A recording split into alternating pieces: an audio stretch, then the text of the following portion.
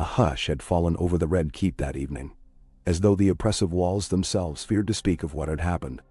Word of Joffrey Baratheon's death spread with the speed of a cruel joke, a whispered rumor that caught like dry tinder under a midday sun.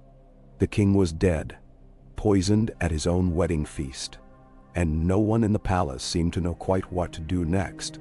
Servants padded through corridors, as silently as ghosts, eyes averted, exchanging furtive glances. Court ladies clutched each other's arms, wondering if this was but the start of some greater calamity. Even the gold cloaks, typically so raucous or so stern, wore uneasy frowns as though the shadow of this tragedy cast a pall that none could escape. Sansa Stark, seated in a corner of her once ornate bedchamber, stared at her clasped hands. Before the news of the king's death, she had already felt the creeping sense that her world balanced on a thin blade's edge. But now she struggled to breathe as she anticipated what might come next. She was still clad in her gown of pale lavender silk from the wedding feast, unwilling or perhaps unable to remove it. The garments reeked of sour wine and the faint, sickly perfume of the feasting hall. Her memory echoed with the sight of Joffrey's face twisted in agony, the gurgling rattle in his throat as he clutched at his own skin. He was cruel, yes, and hated by many. But for her, it also meant the entire shape of her future was changing, uncertain, terrifying. The hush in the corridor outside lengthened into the kind of silence that weighs heavily, suggesting that many had scurried into hidden corners, hesitant to be seen or heard lest blame for the king's murder fall upon them. Sansa's heartbeat pounded in her ears. Over the past weeks, she had begun to suspect that remaining here, at the heart of the lion's den, was no longer safe, if ever it had been. Though Joffrey's death might have freed her from one tyrant, she feared another would soon rise to fill the vacuum.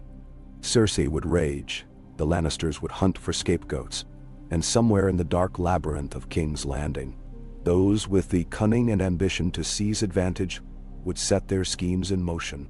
Tyrion had been taken, that much she had heard, and if her husband was accused, how long before blame stained her as well? She closed her eyes against the flickering shadows thrown by a single candle. So many times she had prayed for deliverance, for some twist of fate that would let her flee. Yet in her dreams, such an escape always seemed to end with her home, safe behind the walls of Winterfell. Now that word, home, seemed to belong to a different life. The Boltons held Winterfell, or so the rumors said, and the North was scattered. Robb was dead, slain at the Twins, and her mother too gone from the world. All that remained of House Stark were distant hopes, half-remembered faces. Bran and Rickon, missing but not necessarily proven dead. Arya, vanished somewhere in the war-torn Riverlands. It felt as though she stood on a hill of ashes that used to be her home. Yet deep in her core, she sensed the faint, insistent pulse of belonging that refused to die. Outside her door, a muffled shuffle. Sansa raised her gaze from her trembling hands and stared at the handle, half expecting it to rattle. Perhaps it was a servant checking if she still lived, or a gold cloak making the rounds. She inhaled a sharp breath through her teeth and forced herself to her feet. To remain in shock was to die here. King's Landing devoured the meek, and she would not let herself be the next morsel. After all she had endured, her father's death, Joffrey's cruelties, the humiliations of court life, she felt a seed of determination taking root in her heart. Survival was no longer enough. She wanted more than a mere shadow of life. She wanted to reclaim something of herself that had been lost piece by piece. Her hand settled on the door latch. She eased it open just enough to peer into the hall. Candle sconces shed a weak glow, accentuating the sense of emptiness. Every few moments she could hear the echo of footsteps, but no figure was visible. Sansa swallowed hard. If she were wise, she would wait, remain silent, let the chaos pass overhead like a raging storm. But wise or not, she felt compelled to move. The walls of her chamber felt tighter with each breath, as though imprisoning her in a cage of fear and uncertainty. She slipped out, her heart trembling in her chest, and crept along the corridor. Sparing a glance over her shoulder, she made her way down a winding staircase she had used only a few times before. Its steps were narrow and drafty, the stone cold under her feet, and her skirts whispered around her legs. She did not know precisely where she was going, only that she could not remain idle. Perhaps she intended to find a certain exit from the Red Keep, or perhaps some piece of her believed she might appeal to one of the king's counselors. Varys. Littlefinger? The swirl of her confusion nearly overwhelmed her, until she paused at the foot of the stairs to gather herself. A single torch flickered in the gloom. She heard faint voices drifting from around a corner. Two men, speaking in hushed tones, their words inaudible, but their urgency unmistakable. She froze, pressing herself back against the cold stone. For a moment, she imagined them stepping into view, spotting her in her wedding feast finery, an easy target to question, or accuse. Her breath caught, and she inched along the wall, trying to keep as silent as possible. She did not know how long she stood there, pressed to the stone, her heart hammering like a bird's wings. The voices grew fainter, then ceased. After another long moment, she stole around the corner. The corridor branched off in two directions, one that she recognized from times she had visited the small sept, and one that led deeper into the keep's lesser-known passages. She opted for the latter, daring a step into darkness. It was as though each step carried her further from her old passivity. She felt the hush of the keep creeping along her spine. She made it as far as a narrow side door that she suspected might lead to a small courtyard. With caution, she lifted its latch. The door groaned a complaint against her pressure, then swung open onto a patch of open night sky. A breeze brushed against her flushed face. The courtyard was quiet except for a faint drip of water from a nearby fountain. In the half-light, she could make out the shapes of potted shrubs, the stone benches, a few scattered lanterns left unlit. Her eyes flicked about for any sign of watchers, gold cloaks or otherwise. Nothing but the hush of midnight and the murmur of the city beyond. She crept across the courtyard, heading for the opposite wall, where a low archway beckoned like a promise. She had no illusions that she could stroll out the main gates, not on a night like this. The guards would be on edge, suspicious of anyone leaving in haste. But perhaps there was another way. She remembered hearing scraps of talk about hidden passages, tunnels leading from the Red Keep out into King's Landing, tales told by servants or old rumors gleaned from ladies who enjoyed gossip. It seemed a vain hope, but hope was all she had. Step by careful step, she skirted the fountain and passed beneath the archway, feeling a renewed chill in the stones beneath her feet. She did not realize how tight her chest felt until a voice startled her from behind. "My lady," it said in a hushed, urgent tone. Sansa's breath froze. She turned slowly, half expecting to see one of Cersei's retinue or a gold cloak with a bared sword. Instead, the figure was slight and robed, stepping from a shadow with graceful caution. The face that emerged into faint starlight was the spymaster, Varys Styt.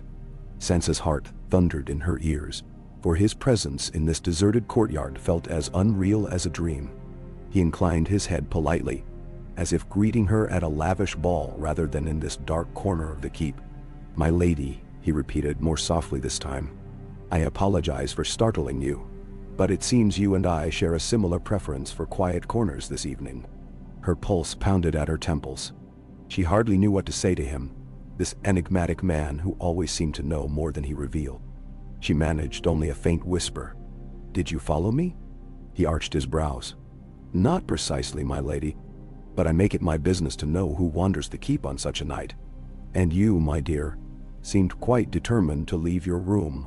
His voice trailed off, suggesting he understood the import of her actions. "You have every reason to flee, of course. I fear that in the days to come, many in the capital will be accused, questioned, or worse. The Queen Regent is aggrieved by her son's passing, understandably so, and she will not rest until she finds someone to blame." Those words, Sansa's breath came faster. "She will blame me," she whispered, trembling. "Or Tyrion, or both." Even speaking the possibility aloud made her stomach clench. Varys' face was expressionless, yet somehow it conveyed sympathy. "I not say how her wrath will be directed, but I doubt she will exercise restraint. The Lannisters have lost their shining star, and the death occurred during the boy's own wedding feast. You were, of course, present, and not so long ago your brother fought against the Iron Throne. One might say the Queen Regent has reasons to suspect your loyalties." She almost laughed at the notion of her loyalties. How many times had the Lannisters forced her into false smiles and empty courtesies? But she was too frightened to find humor in any of it. "Then I must leave," she said softly. "But where can I go? I have no friends here." Varys inclined his head toward her. "You have very few, that much is certain, but not none. The city is in turmoil, and there may be a chance, just a chance, for you to pass beyond its walls unnoticed. Come, if you are determined to leave, I might be able to help. Though I cannot accompany you, I can show you a path." She studied him warily. 1,000 warnings flitted through her mind. She did not trust him. How could she, when he dealt so readily in secrets and manipulations? Yet she sensed that, at least for this moment, their interests aligned, and time was not her ally. Varys gestured toward a portion of the courtyard's wall, where stones overlapped in an odd pattern. Following him, Sansa realized there was a door cunningly shaped to appear part of the masonry. He placed a slender hand on the latch, and with the smallest click, the disguised door swung open, revealing blackness beyond. The spymaster gave a faint sigh, as though this pained him somehow. "I wish you well, Lady Sansa. Above all, remain cautious. You know how dangerous this world can be. Here, beyond these walls, no one truly knows what awaits us. But your chances might be better outside King's Landing than within." Sansa stepped to the threshold, fear and hope battling in her chest. She glanced over her shoulder at Varys' watchful face. "Why help me?" she asked, unable to quell the question that pressed at her thoughts. His soft voice echoed in the gloom. "Because sometimes the realm is best served by preserving the innocent, rather than letting them be devoured by the powerful. Farewell, my lady." She had no time to parse the sincerity of those words. Already the urgency within her demanded that she move before the city's darkness turned against her. So she took a breath and plunged into that hidden passage. The door whispered shut behind her. For a moment, the blackness was so complete she lost all sense of direction. Stone pressed around her, and the smell was that of old air and dust. She reached out, her fingers sliding along the cold wall. Blindly, she felt her way forward, step by step. The corridor sloped gently downward, curving after a short distance, then flattened out. She recalled the old legends of labyrinthine tunnels under the Red Keep. She prayed she would not lose her way. When her eyes adjusted, she could make out faint torch brackets, though no torches were lit. Something, perhaps the faintest wisp of moonlight from hidden vents or cracks, gave her just enough to see the outline of the corridor. She moved slowly, forcing her breathing to remain steady despite the panic that threatened to rise. She heard the scuttle of rats, the dripping of water, but no footsteps behind her. No watchers. She was alone. The corridor eventually branched, and she had to guess her path. One route reeked of stale water. Another was narrower and choked with rubble. She chose the narrower way, squeezing through in places, trying not to snag her gown. She could not say how long she wandered, only that each twist of the tunnel brought her further from everything she had known. At last, she spotted a faint glow in the distance, perhaps an exit. Heart thudding with relief, she pressed forward, half doubting her own eyes. But the glow grew stronger, until she reached a small grill of iron bars leading to an alley. Beyond it lay the city, quiet but for the occasional bark of a dog, or the sound of a distant voice. She set her hands on the bars. They were stiff with rust, but with an effort, she managed to push the hinged grill open.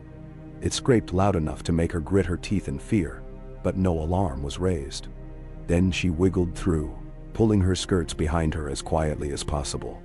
She emerged into a cramped alley that smelled of refuse and rotting fish. The cobblestones were damp underfoot. Overhead, the night sky was a narrow sliver. She felt a sudden flood of relief to be out of the keep, but terror swiftly replaced it. King's Landing was not safe, not for a lone girl in a wedding gown. The Lannisters might already be hunting for her. She pressed her back against the alley wall and forced a moment of calm. "Think," she whispered to herself. She needed a plan. Running blindly through the streets would be folly. She had no coin, no weapons, no cloak to hide her finery.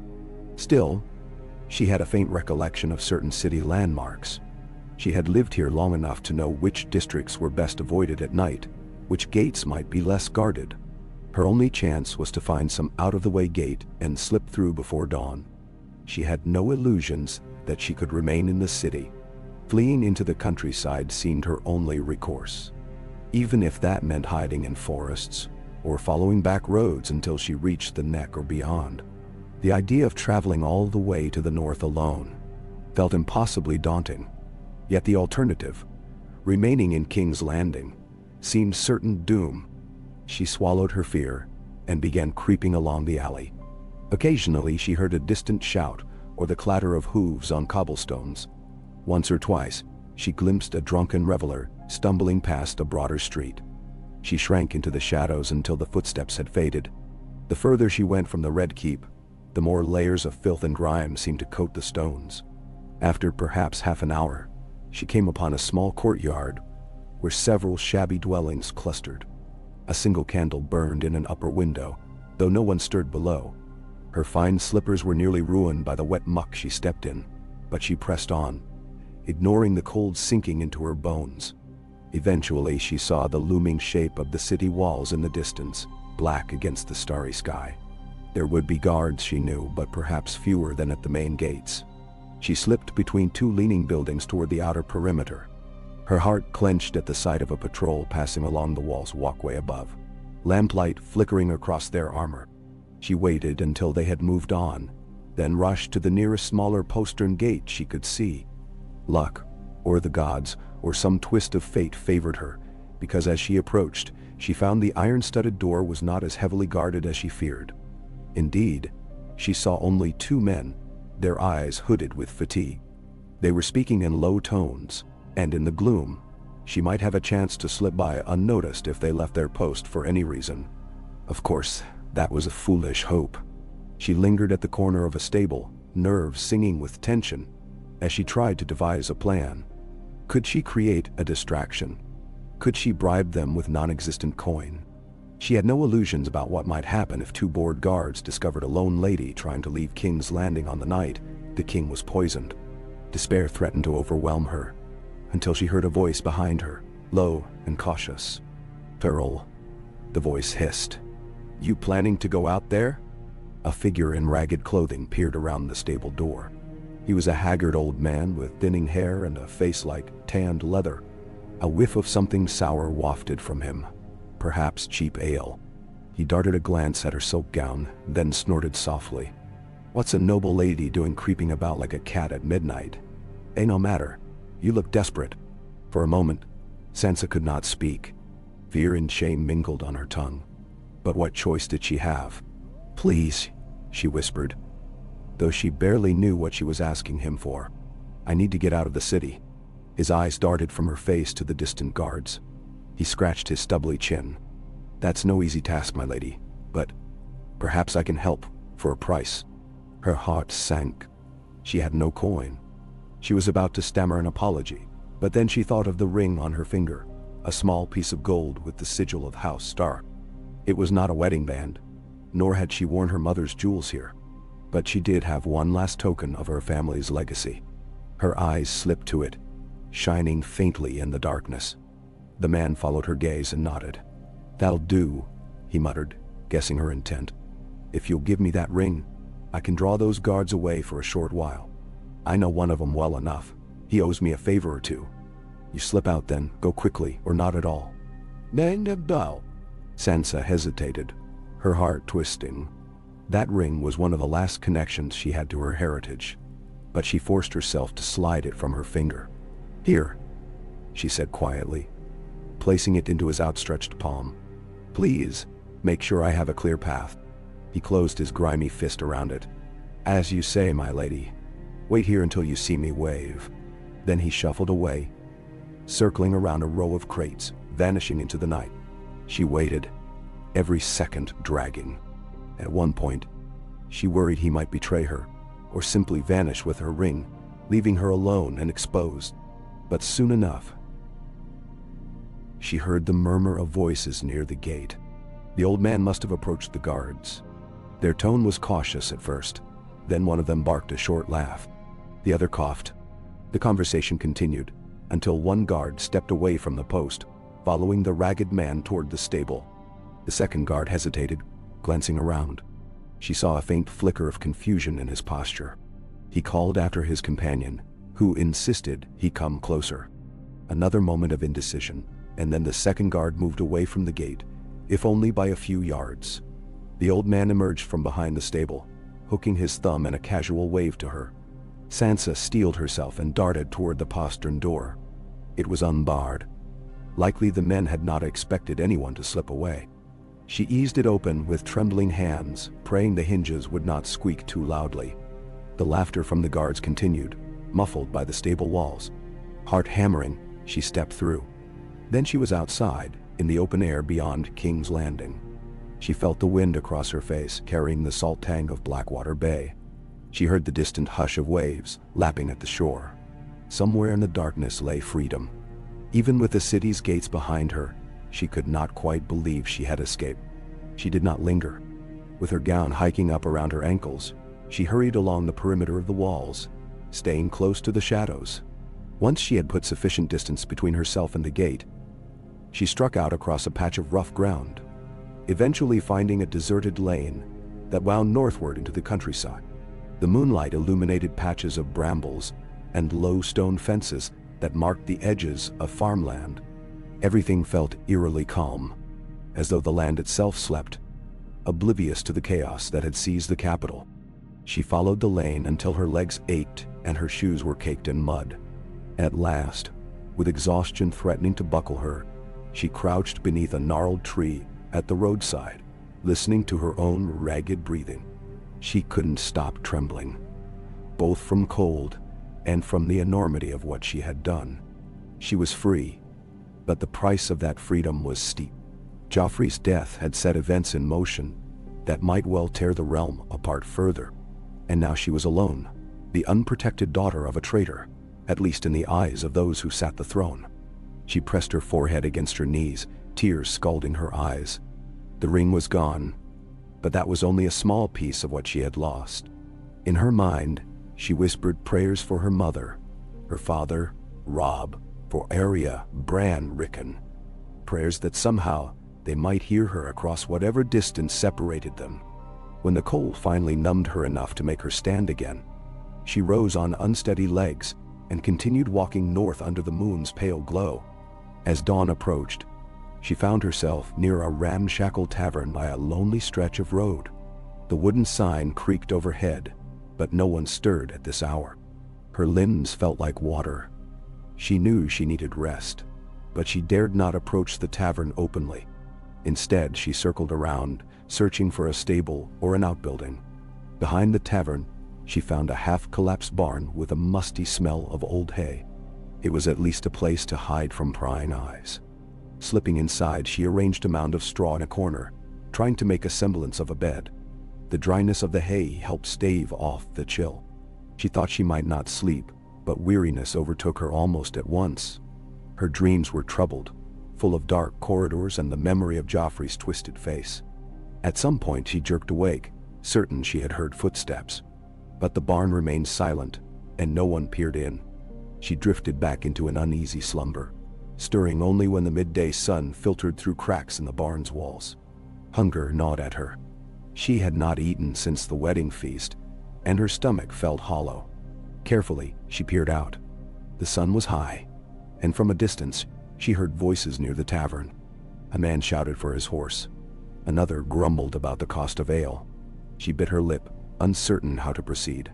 She had nothing to trade for food, and her silk gown would mark her as a tempting target for thieves or worse. Yet she could hardly travel on an empty belly. Eventually, she crept out of the barn and headed to a patch of brush nearby, rummaging for anything edible. Her efforts yielded little more than a few bitter berries. She swallowed them despite their sour tang. Her mouth felt dry as dust. She realized she might have to risk acquiring water from the tavern's well. She waited until the activity died down, late in the afternoon. Then she slipped to the edge of the tavern yard. A weathered well stood near the main door, its bucket resting at the rim. No one seemed to be outside. She padded quietly forward, lowering the bucket to draw water. Her entire body tensed with fear.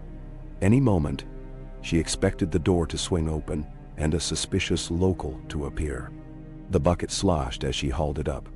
She drank hurriedly, hands cupped, ignoring how much of it spilled down her gown. Her thirst sated, she risked filling an empty jug she found leaning by the well, hoping no one would notice it missing right away. Then she fled back behind the barn. So it went for the next day, and the day after that. She lingered in the orchard behind the tavern, snatching a few crabapple from half-wild trees, gulping water when she dared. Each night, she hid in the barn. By the third morning, it was clear she could not stay there indefinitely. She had not a single coin left, no reliable food source, and no way of traveling more quickly north. The roads might be full of soldiers or bandits. Rumors, half heard from travelers who stopped at the tavern, suggested that the king's death had turned the city on its head, that the Lannisters were out for blood, that Tyrion Lannister was arrested, and that Sansa Stark was missing. None spoke of her as queen in the north. Such talk would have been unthinkable in these parts. But she felt certain that if anyone recognized her, they would consider her either a fugitive or a potential prize to ransom. Yet, the memory of Winterfell pulled at her. Somewhere in the battered north, her father's seat stood in ruin, but it was still the seat of House Stark. She could not simply disappear into the countryside. All her life, she had been taught that the Starks had responsibilities to their people. Even if the Boltons held the castle, there might be other loyal families left, old allies who yet remembered the honor of House Stark. Perhaps they would shelter her, or at least guide her to some safe haven. The thought terrified her, but it also ignited a tiny spark of resolve. She would not let her family's legacy fall solely into the hands of traitors. If there was any chance, any at all, that she might reclaim even a fragment of what had been lost, she had to try. She needed a mount, however, and coin for the journey. Neither lay within easy reach. Day by day her prospects dwindled. Then fortune, or the gods, or blind chance, intervened. She overheard a pair of travelers at the tavern, speaking in hushed tones about heading north. They were mercenary types, by the look of their battered leather armor, and the battered donkey they led by a rope. From her hiding place near the barn, Sansa listened as they discussed passing through the riverlands on their way to the Neck and beyond, hoping to avoid large-scale fighting. They complained about the madness of the war, the uncertainty of who held which castle, but they seemed intent on pressing forward. And they mentioned that they were short on supplies and short on coin, hoping to take on any paying passengers to help cover costs. It was not an ideal solution. She did not know these men, did not trust them. But traveling alone seemed worse. If she could disguise her identity, perhaps she might pay for passage with the last valuable thing she possessed. The necklace of black beads and silver filigree that had been her mother's, hidden beneath the bodice of her gown. She had been reluctant to part with it, having already lost her ring. Yet each day she spent foraging behind this tavern made it clearer that survival demanded sacrifice. Perhaps the men would accept the necklace in exchange for safe passage north. She trembled to think what they might do if they discovered who she truly was. But that was a risk she might have to take. Dusk fell by the time she gathered the courage to approach them. She had torn strips from her gown to make a rough cloak and wrap for her hair, hoping to conceal her features as much as possible. As she stepped into the tavern yard, she forced herself to adopt a stooped posture, as though she were some servant or poor woman. The travelers were loading bundles onto their donkey, talking quietly to a third companion. Sansa lingered at the edge of the yard until they noticed her. One of them looked up, a tall, wiry man with a scar across his jaw. He grunted a question. "Hey? What's your business here?" Sansa cleared her throat, keeping her eyes lowered. "I heard you're headed north," she said in as calm a voice as she could manage. I need to go that way. I've nothing but a small keepsake to offer as payment. Will you take me?" "Then." The scarred man eyed her closely. The other mercenary, a squat fellow with poxmarks, snorted. "We're not in the habit of taking strangers along for free." She swallowed, heart pounding. "It wouldn't be free," she whispered, slipping the silver chain out from her makeshift cloak. The firelight from the tavern door glimmered on the beads. Both men went quiet. The squat one took a step forward to examine it. a calculating glint in his eyes. His companion shot him a warning look. Perhaps even these men had some sense that robbing a stranger might bring more trouble than it was worth. "Where'd a ragged girl like you get that?" the scarred man demanded, suspicion in his tone. Sansa took a breath. "It was my mother's," she lied, or half-lied. She died. I've no use for it now, but to buy passage. I want to go to White Harbor."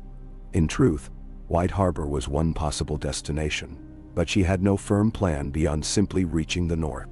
Yet the mention of a known port city seemed plausible enough. The men exchanged glances. The squat one plucked the necklace from her hand and examined it. Satisfied it was genuine silver, he gave a curt nod to his companion. The scarred man lifted a shoulder. "All right, girl. If you're going north, we can take you as far as the Riverlands for this. White Harbor's out of our way, but maybe we'll see. We travel at first light. You sleep in the stable if you must. Don't cause trouble." Sansa bowed her head. "Thank you," she murmured. Relief mingled with dread. She had a way forward now, but in the company of dangerous strangers. Still, it was better than rotting here until hunger or exposure claimed her. She followed them to the stable, where she found a corner away from their prying eyes. The donkey shifted and brayed softly in one of the stalls, and the men busied themselves with checking their gear. She tried to settle on a patch of straw, feigning calm, all the while listening to their low mutters. They spoke of bypassing the main roads, dodging the new king's men, Tommen, they called him, the boy who would inherit Joffrey's crown, and avoiding any large armies.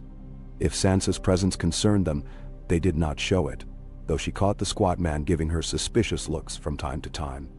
Despite her misgivings, exhaustion consumed her. Sleep washed over her in the deep hours of the night, haunted by dreams of Winterfell's gates open wide, beckoning her. She dreamed that the castle stood unburned and whole, the courtyard full of old faces. Her father, Robb, and even Arya chasing Nymeria across the yard. In the dream, Sansa wore a cloak sewn with the direwolf of House Stark, and all those dear to her watched with loving pride as she walked up the steps to the great hall. But as she reached the top, the castle walls darkened and crumbled, and she found herself alone in the ashes. She awoke with tears on her cheeks, heart thudding in her chest. The stable was gray with pre-dawn light, her companions already stirring to begin the journey north. They set off in the early morning, the donkey loaded with supplies. The tall man led, scanning the horizon warily, while the squat fellow trudged behind, occasionally prodding the donkey with the flat of a dagger. They grumbled about the road, about bandits, about the war that might flare up again in new and terrible ways, now that the king was dead. Sansa kept her head down and said little, hugging her makeshift cloak around her. Her mind churned with everything she had witnessed, everything that lay before her. If the men guessed who she was, they said nothing. She prayed they never would. Over time, she considered telling them that she was simply a refugee seeking the safety of the north, though she suspected no place in the Seven Kingdoms was truly safe. Day by day, they traveled. The fields gave way to rolling hills, the occasional farmstead appearing in the distance. Some looked abandoned, crops left to wither. Others flew banners that Sansa did not recognize, or that she recognized but had never seen displayed in such a lonely place. Once or twice they crossed paths with other travelers, merchants leading ox carts, a group of peasants trudging south, exhausted and hollow-eyed. In each encounter, Sansa's heart seized with fear, worried that she would be recognized. But no one paid her more than a passing glance. A dirty, huddled girl in a torn cloak was no one of importance. On the fourth night, they camped near a small stream. The sky had turned a deep purple, the stars emerging one by one, while the men argued about whether to push on. Their supplies ran low, and the donkey was showing signs of lameness. Sansa took the chance to slip away for a moment, rinsing her face in the stream's cold water. The reflection that met her eyes was a stranger, gaunt, smudged with dirt, hair tangled in knots. Yet in her eyes, she saw a glimmer of steel she could scarcely believe was her own. She no longer felt like the naive girl who had come to King's Landing dreaming of handsome princes. The cruelty of that city, and the death of its boy king, had forged something new within her. She felt the twinge of heartbreak for all she had lost. but also the faint stirrings of a purpose beyond mere survival. She thought of the stories she had been told when she was younger. Stories of ancient kings in the north who wore crowns of ice and swore vows before the weirwood trees. Robb had declared himself king in the north and paid for it with his life. Yet was there not still a chance for someone of Stark blood to rally the Northmen against the forces that had betrayed them? She shivered, remembering the face of Roose Bolton at the Twins, the rumors of Ramsay Snow. The Boltons were cunning and vicious. It was madness to consider challenging them. But some part of her, deep down, still believed that her mother's people, her father's bannermen, would not forsake a true Stark. Would they stand behind her if she returned? Or would they dismiss her as a frightened girl, a pawn of the Lannisters? She dipped her hands into the stream, letting the current swirl around her fingers. The thought weighed on her like a stone. She was not her brother. She was not the warrior they had rallied behind. She was just Sansa, trained in courtesy, in womanly arts, in soft-spoken subservience. Was that enough to inspire the proud lords of the North? Or would they laugh at the notion of any woman, let alone a little bird, rising to lead them? She closed her eyes against the sting of tears. These questions loomed without easy answers. Yet she could not silence the faint throb in her chest. The knowledge that if she did not try, then House Stark might truly vanish, and Winterfell's halls would echo only with ghosts. When she returned to the makeshift camp, the two men had fallen quiet. They had started a small fire, the sparks dancing upward into the twilight. One of them tossed a scrap of salted meat her way. Wordlessly, she caught it and chewed, her hunger sharp enough that she hardly minded the taste. The squat man jerked his head in a curt nod, as though acknowledging her presence. Then he and his companion exchanged a glance that made her uneasy. In the next moment, the scarred man rose and approached her with a purposeful step. "Girl," he said, eyeing her from under his brow. "We've done some talking, my friend and me, and we're not going much farther north. Word is, the war might flare up again, or the Boltons might tighten their hold. We want no part of that. We'll be turning east in a day or two, heading for friendlier lands, we hope. You paid us for passage, but not that far. We'll leave you near the crossroads, and from there, you're on your own." Dimdol. Sansa tried to hide her dismay. She had been prepared for this possibility, but it still made her stomach clench. She managed to nod. I understand," he grunted. "Just so we're clear, you can travel with us a bit more, but after that, our arrangement's done. Don't try to run off in the night with anything that belongs to us. We'd find you." She swallowed, glimpsing the hardness in his eyes. These men were no friends of hers. Still, they had gotten her this far. She forced another nod. "Of course." He studied her a moment longer, as if suspecting more secrets in her posture, but she kept her gaze lowered. And at last, he stomped back to the fire and muttered something to his companion. Sansa let out a slow breath. At least she would reach the crossroads, which lay not so very far from the neck. If the old road still stood, she might slip through the territory around Moat Cailin, if the Boltons had not locked it down entirely. Her chest tightened at the thought of traveling alone. But she had no other choice. Perhaps the old gods would guide her feet. The next few days were a blur of worn footsteps, quiet nights, and the men's tense conversation as they weighed how to avoid trouble. Sansa spoke little, only nodding when necessary, making herself as inconspicuous as possible. At last, they reached the spot they had mentioned. A fork in the road where one path went eastward, and another led north. A battered signpost stood amid the muddy ruts, its markings almost indecipherable. The men gave her a final look, gruff and cold, and left her standing in the drizzle that had begun to fall. She felt oddly bereft as she watched them vanish down the eastern way, donkey in tow. But she steeled herself. Now she was truly on her own. Pulling her makeshift cloak tighter, she started along the northward path. Rain slicked the road, turning it into thin puddles that reflected the gray sky. Each step took her deeper into uncertain territory. Yet something within her, an unspoken conviction, pushed her onward. She was Sansa of House Stark, and though that name had brought her anguish, it also gave her a reason to keep walking. If she could reach any loyal northern stronghold, perhaps she could find safety. or the seeds of something larger than mere safety. Like it or not, the North was hers by blood, and the North remembered.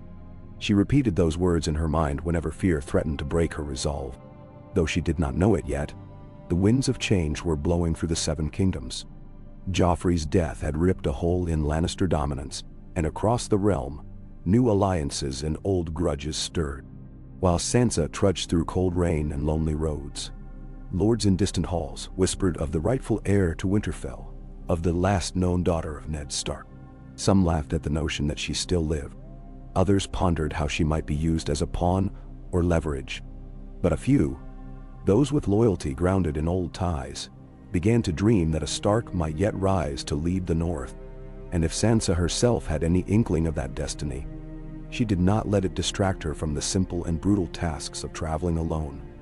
Finding food, shelter, and the will to place one foot in front of the other, no matter the danger. So she walked, not knowing that each weary step was carrying her closer to the seat of her power, that each difficulty was forging a resolve she had never known she possessed. The road stretched on, winding through hills and forests, dotted with the skeletal remains of villages ravaged by war. Weeks would pass before her path would cross that of the northern lords who might rally behind her name. But from that first trembling decision to leave King's Landing, her fate had been set upon a course none could easily alter. For she was a Stark, and the North remembered its own. N.K. Sansa trudged over the muddy road, the drizzle having intensified into a steady cold rain that slicked her hair against her forehead and turned the hem of her ragged cloak into sodden, clinging weight. Each step she took sank her slippers deeper into the muck until they were caked, hardly recognizable as shoes meant for a noble lady. She had long since stopped caring about her appearance. Survival was all that mattered now. Finding enough food to keep going, enough water to quench her thirst, and somewhere to huddle at night beyond the worst of the wind. The countryside seemed eerily silent, as though the land itself held its breath in the aftermath of the war's upheaval. Villages lay half-burnt and abandoned, fields overgrown with tangles of weeds, and here and there a lonely farmstead looked out at her from shuttered windows, with no sign of life. Whenever she spotted distant figures, she shrank behind brambles or crouched in ditches, uncertain whether they might be travelers, harmless enough, or men who would do her harm. She learned to take no chances. A young woman on her own was a tempting target, and she bore no illusions that her name would protect her if revealed. On the 5th day, after leaving the mercenaries, her provisions amounted to a few shriveled berries and nuts gleaned from the roadside brush. She had grown accustomed to the pangs of hunger. Her belly cramped and complained, but complaining accomplished nothing. The sliver of hope she clung to was the knowledge that each league carried her closer to the north. She had no map, only faint recollections of places her mother had once named. The Red Fork of the Trident, the Neck, Moat Cailin, White Harbor. The scale of the distances overwhelmed her when she thought of them all at once, so she tried only to think of the next few hours, the next place she might shelter from the rain. Late in the afternoon, she approached a shallow river that blocked the road. A rickety bridge spanned it, the timbers dark with rot. Rain dripped from the overhead branches, spattering the surface in wide circles. Cautiously, she tested one of the planks with her foot. It creaked, but did not break. Step by step she crossed the bridge, heart pounding whenever she heard the groan of wet wood beneath her. The water below rushed and foamed around broken stones, but after what felt like an eternity, she set foot on the other side. A sigh of relief escaped her. The road continued ahead, winding through low rolling hills. She saw no sign of another traveler, only the watery gray sky pressing down. By dusk, her limbs shook with exhaustion. She had found no place with a roof or even a ruin where she might rest. At last, she came upon a copse of scraggly trees that offered the faintest protection from the drizzle. Shivering, she gathered fallen branches and tried to piece together something resembling shelter. The bark was damp and unyielding, and her numbed fingers fumbled at each attempt. Finally, she settled for a crude lean-to of pine boughs and huddled beneath it, teeth chattering. Fatigue overwhelmed her. She curled on her side and wrapped the tattered cloak around her as tightly as she could. Rainwater dripped through cracks in the makeshift roof, running down her neck and soaking into her collar. She whispered soft prayers to the old gods, to the seven, any that might listen. She prayed for a scrap of warmth, for a friend, for the safety of her missing siblings. The night stretched on, dark and cold, but sleep eventually claimed her in short, fitful snatches.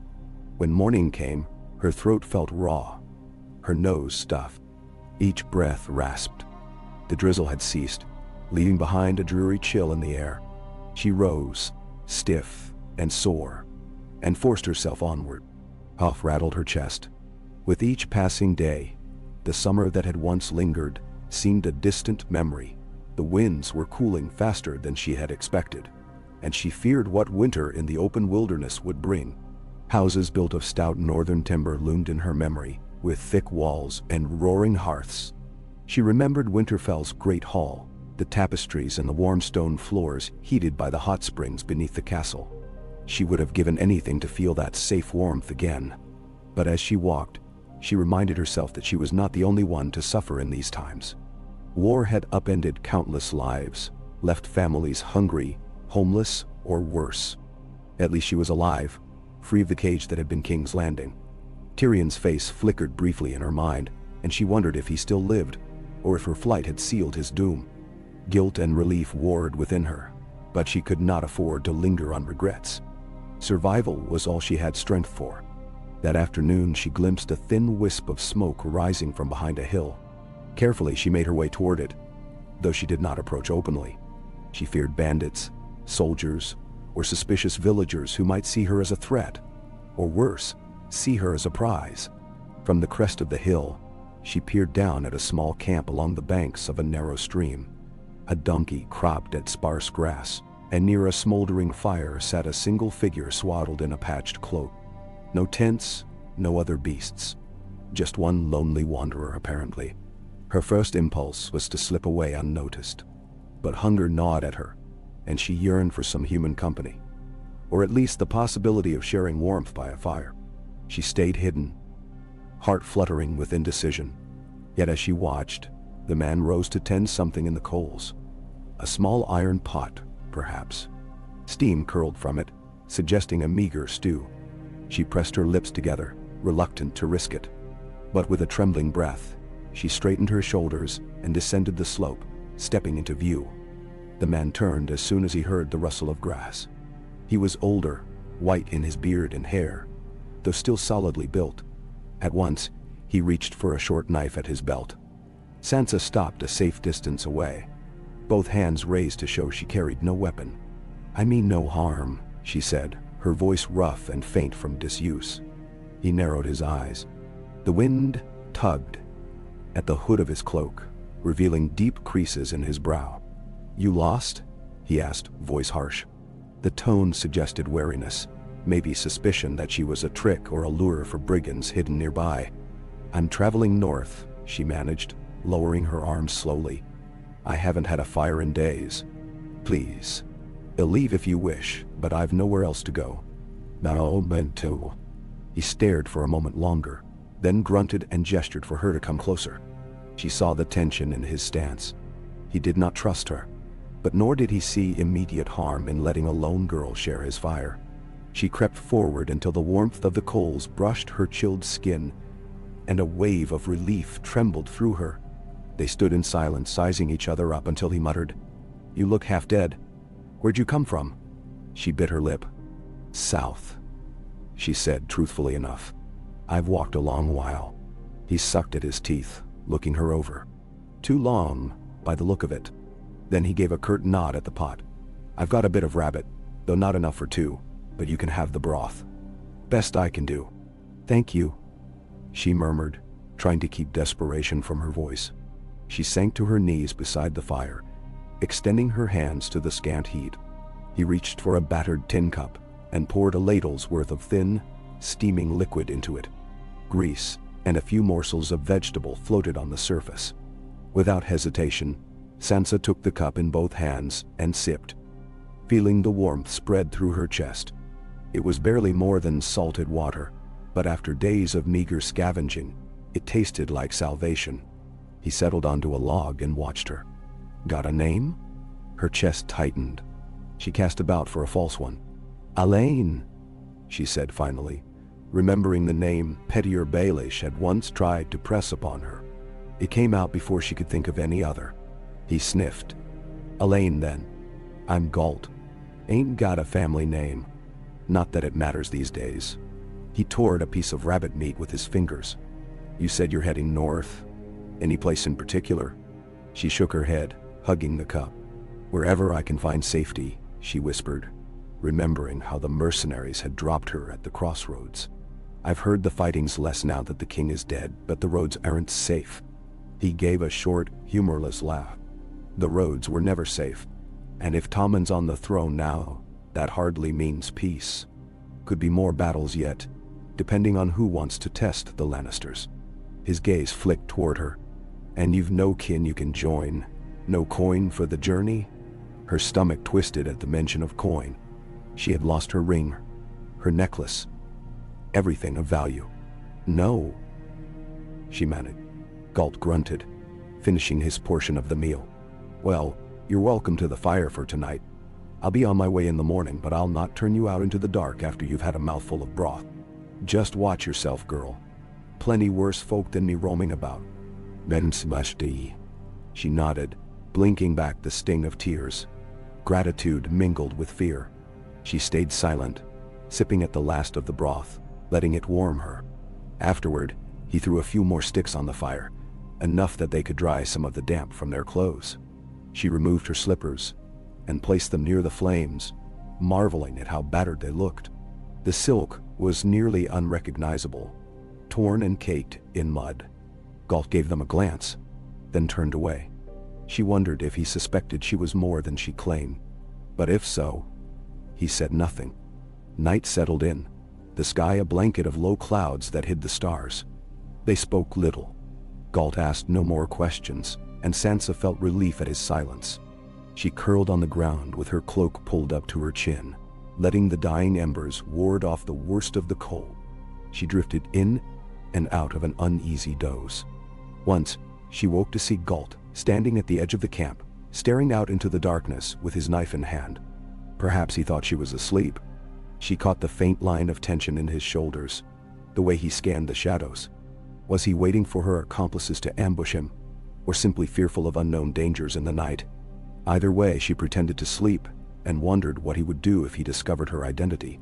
For all she knew, a reward might await anyone who delivered Sansa Stark back to the Lannisters. But he made no move against her, and eventually he lay down on the opposite side of the fire. At dawn, gray light revealed puddles around the camp, the ground slick with moisture. Galt kicked out the last of the coals and shouldered his pack, then mumbled that he was heading west toward some rumored market fair. Sansa parted from him with a quiet thanks, her voice barely above a whisper. He nodded once in acknowledgement, neither friendly nor hostile, and trudged away with his donkey. She watched him go, feeling oddly bereft again. Even that small taste of companionship made her solitude feel heavier. Yet there was nothing for it. She had to keep walking, and so she did. Her illness worsened over the next few days. The cough settled in her chest, leaving her breathless on steep inclines and making her throat burn. The weather turned colder, especially at night, and she found that sleeping on damp ground only aggravated her condition. Her feet ached constantly, and her torn slippers offered little protection from sharp stones. She wrapped them with strips of her gown, though it pained her to see more of its once lovely fabric sacrificed. The pale lavender silk from Joffrey's wedding feast was all but destroyed, and she found bitter irony in how far she had come from that opulent hall. Eventually, the land began to change. Gentle hills gave way to rockier terrain, and the trees took on a stunted, windswept look. She knew she was nearing the upper parts of the riverlands, perhaps close to the boggy stretches of the Neck. Somewhere far to the east lay the Vale, and to the west the Riverlord's seats. But she had lost track of which direction the major roads lay. More than once, she worried she had veered in the wrong direction entirely, meandering into dangerous territory. She saw fewer travelers, fewer homesteads. The emptiness pressed on her like a weight. One afternoon, exhausted by miles of aimless wandering, She saw a distant shape that looked like a holdfast or an outpost. A ragged stone tower rose above a small palisade, all of it in disrepair. Smoke curled from a lean-to against the tower wall. Hunger and desperation gnawed at her, but she approached with caution, slipping behind a tangle of brush for a closer look. At first, the place appeared deserted. Then she spotted movement near the lean-to. Two figures stooped over a makeshift fire. One was a woman with iron-gray hair wearing a worn cloak. The other a boy or young man with lank brown hair. Their features were difficult to see from this distance.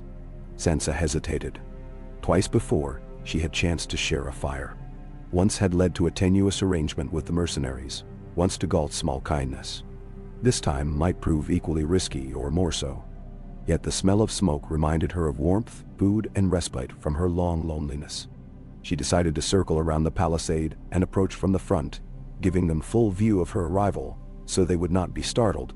Heart beating painfully, she emerged into the open and called out in a thin voice. "Hello?"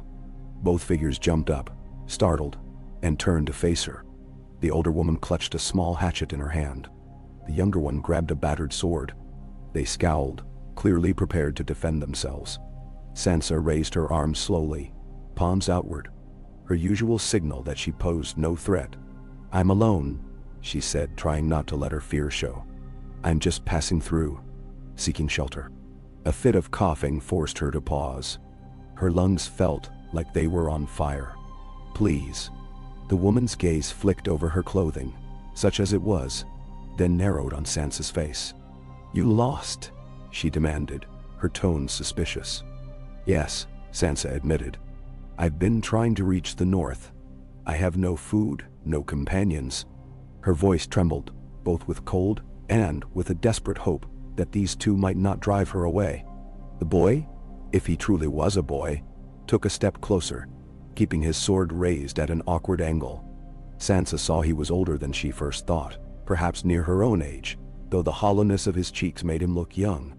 "We've nothing to spare," he warned. "Go on, be off." The older woman shot him a look. "Hold your tongue, Kevin." Then she turned back to Sansa. "This tower isn't ours, but we're camped here for a time. We don't need trouble." "I understand," Sansa said, dropping her gaze. "I'm not here to steal or cause harm. I'll go if you wish. I only hoped." She coughed again, the sound echoing in the quiet yard. "I hope to warm myself by your fire for a short while. I'll leave afterward." The woman studied her a moment longer. Then, with a curt nod, she beckoned her closer. "All right, but mind that you don't try anything. Kevin, put the sword away unless she gives you reason to use it." Kevin grimaced but obeyed, lowering the sword with obvious reluctance. Sansa approached slowly, her hands still raised. The yard was mostly bare earth littered with old debris, the remnants of a collapsed stable. The tower above them looked precarious, missing portions of its roof and some stones in the upper courses. She wondered what had driven these two to stay here. Perhaps they were fleeing the war as well, or bandits turned squatters. But they did not act threatening beyond their initial wariness. The woman gestured to a stone on the ground beside the dying fire, and Sansa sank onto it gratefully. The meager warmth felt like a blessing. Kevin hovered nearby, glaring at her. His clothes were patched at the elbows and knees, his boots worn through at the toes. The older woman wore layers of mismatched garments, a pair of woolen leggings stuffed into cracked leather boots. She looked tough, her skin weathered from time in the elements. Sansa guessed she might have been handsome once, before hardship put lines in her face. "I'm gray," the woman said, not unkindly, though her voice held a flinty edge. "That's my nephew Kevin. This place belonged to a minor house, or so we heard. But they're long gone. We've been eking out a living here. If you want to share our fire, you'll help fetch water from the stream, gather wood, and do your share." Sansa nodded, relief washing through her. Yes, gladly. She wanted to ask if they had any food, but she sensed how dire their circumstances might be. Greya watched her, then tossed a handful of kindling onto the embers. "Name?" "Elaine," Sansa said, maintaining her lie. She coughed again, unable to stifle it. "I can't pay you, but I'll do as you ask." Kevin spat on the ground. but Greya waved him off. Pays no good anyway in these times. An extra set of hands is fine enough. She gave Sansa a long look, as if suspecting there was more to her story, but she let it pass. We've a pot of nettle broth. Not much, but if you'll fill the bucket at the stream, we might let you have a cup. Sansa thanked her softly. She rose, ignoring the protest of her weary muscles, and took the wooden bucket Grey offered. Kevin's gaze followed her as she made her way outside the palisade. She sensed the distrust emanating from him. One misstep, and he might run her through with that rusty sword of his. Yet she was no stranger to suspicion. She had lived under constant watch in the capital. She only hoped that in time, she could earn enough of their tolerance to rest here for a few nights and recover her strength. She found the stream Grey had mentioned, trickling not far behind the tower. Kneeling, she dunked the bucket, watching the water swirl in. Her reflection wavered, a smudged face, eyes ringed with exhaustion. She scarcely recognized herself. The final day she had spent in King's Landing, she had seen a glimpse of her face in a polished mirror. She remembered how she had looked then, tense, frightened, but still possessing some hint of the girl she had been. Now that girl was gone, replaced by a ghost in ragged clothing. Her cough rattled her chest again, and she sank onto her heels for a moment, trying to catch her breath. When she returned with the water, Kevin snatched the bucket from her hands without a word. Greya stirred the pot, nodding for Sansa to add a few sticks to the flames. They did not speak much. The day passed in a series of small tasks. Greya showed her where to collect deadwood from the ravine below the tower's slope, how to avoid the slippery rocks. Sansa obeyed silently, determined not to appear idle or burdensome. Her cough broke the hush occasionally, and Greya would glance at her with concern that she tried to hide. Toward evening, they shared the nettle broth, little more than hot water, nettle leaves, and a hint of barley. Still, it was the most substantial meal Sansa had enjoyed since leaving Galt. She sipped it gratefully, ignoring the bitterness on her tongue. Kevin watched her the whole while, his expression guarded.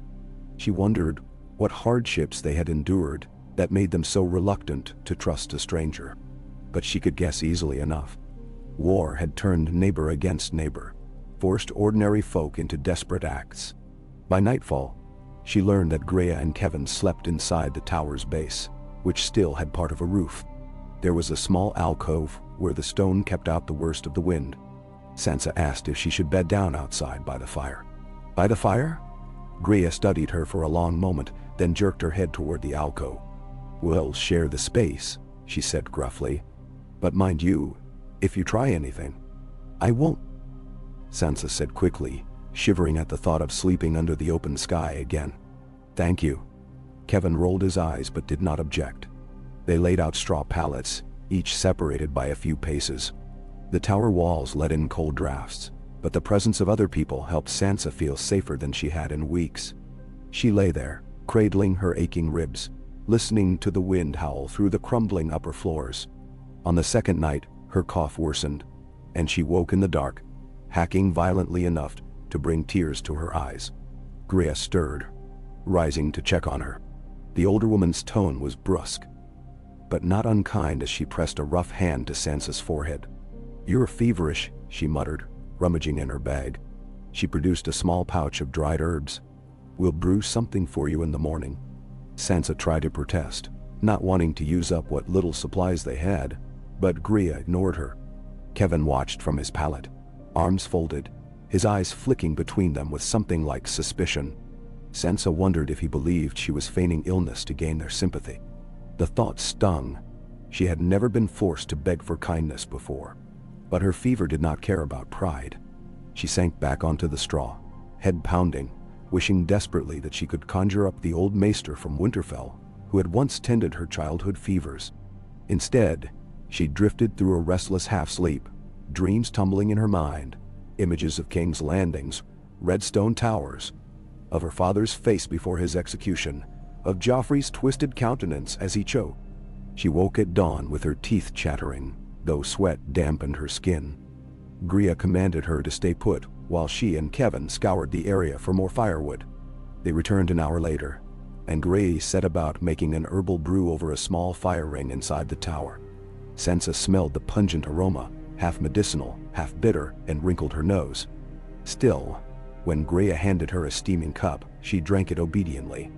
The taste made her gag, but she forced it down. She was too tired to resist. She spent most of that day bundled in her cloak against the tower wall, dozing as the fever raged. The meager pockets of her memory that remained lucid told her Gray and Kevin argued quietly in a corner, as if debating whether to keep her around. She caught stray words. "It's trouble. We can't feed 3. But she's sick." Kevin's angry mutters clashed with Gray's determined rebuffs. For her part, Sansa felt shame coil in her belly. She had nothing to offer these two besides an extra hand for chores, and right now she could not even do that. When night fell, she drifted into fitful dreams, sweating despite the cold. In the early hours, her dreams shifted. She saw Winterfell blanketed in soft snow, the courtyard aglow with pale moonlight. The towers stood unscorched, proud and strong, their windows flickering with warm candlelight. She heard faint laughter echoing from somewhere inside. Familiar voices, though she could not place them. She wandered through the yard, hearing her footsteps crunch on the snow, until she reached the weirwood in the godswood.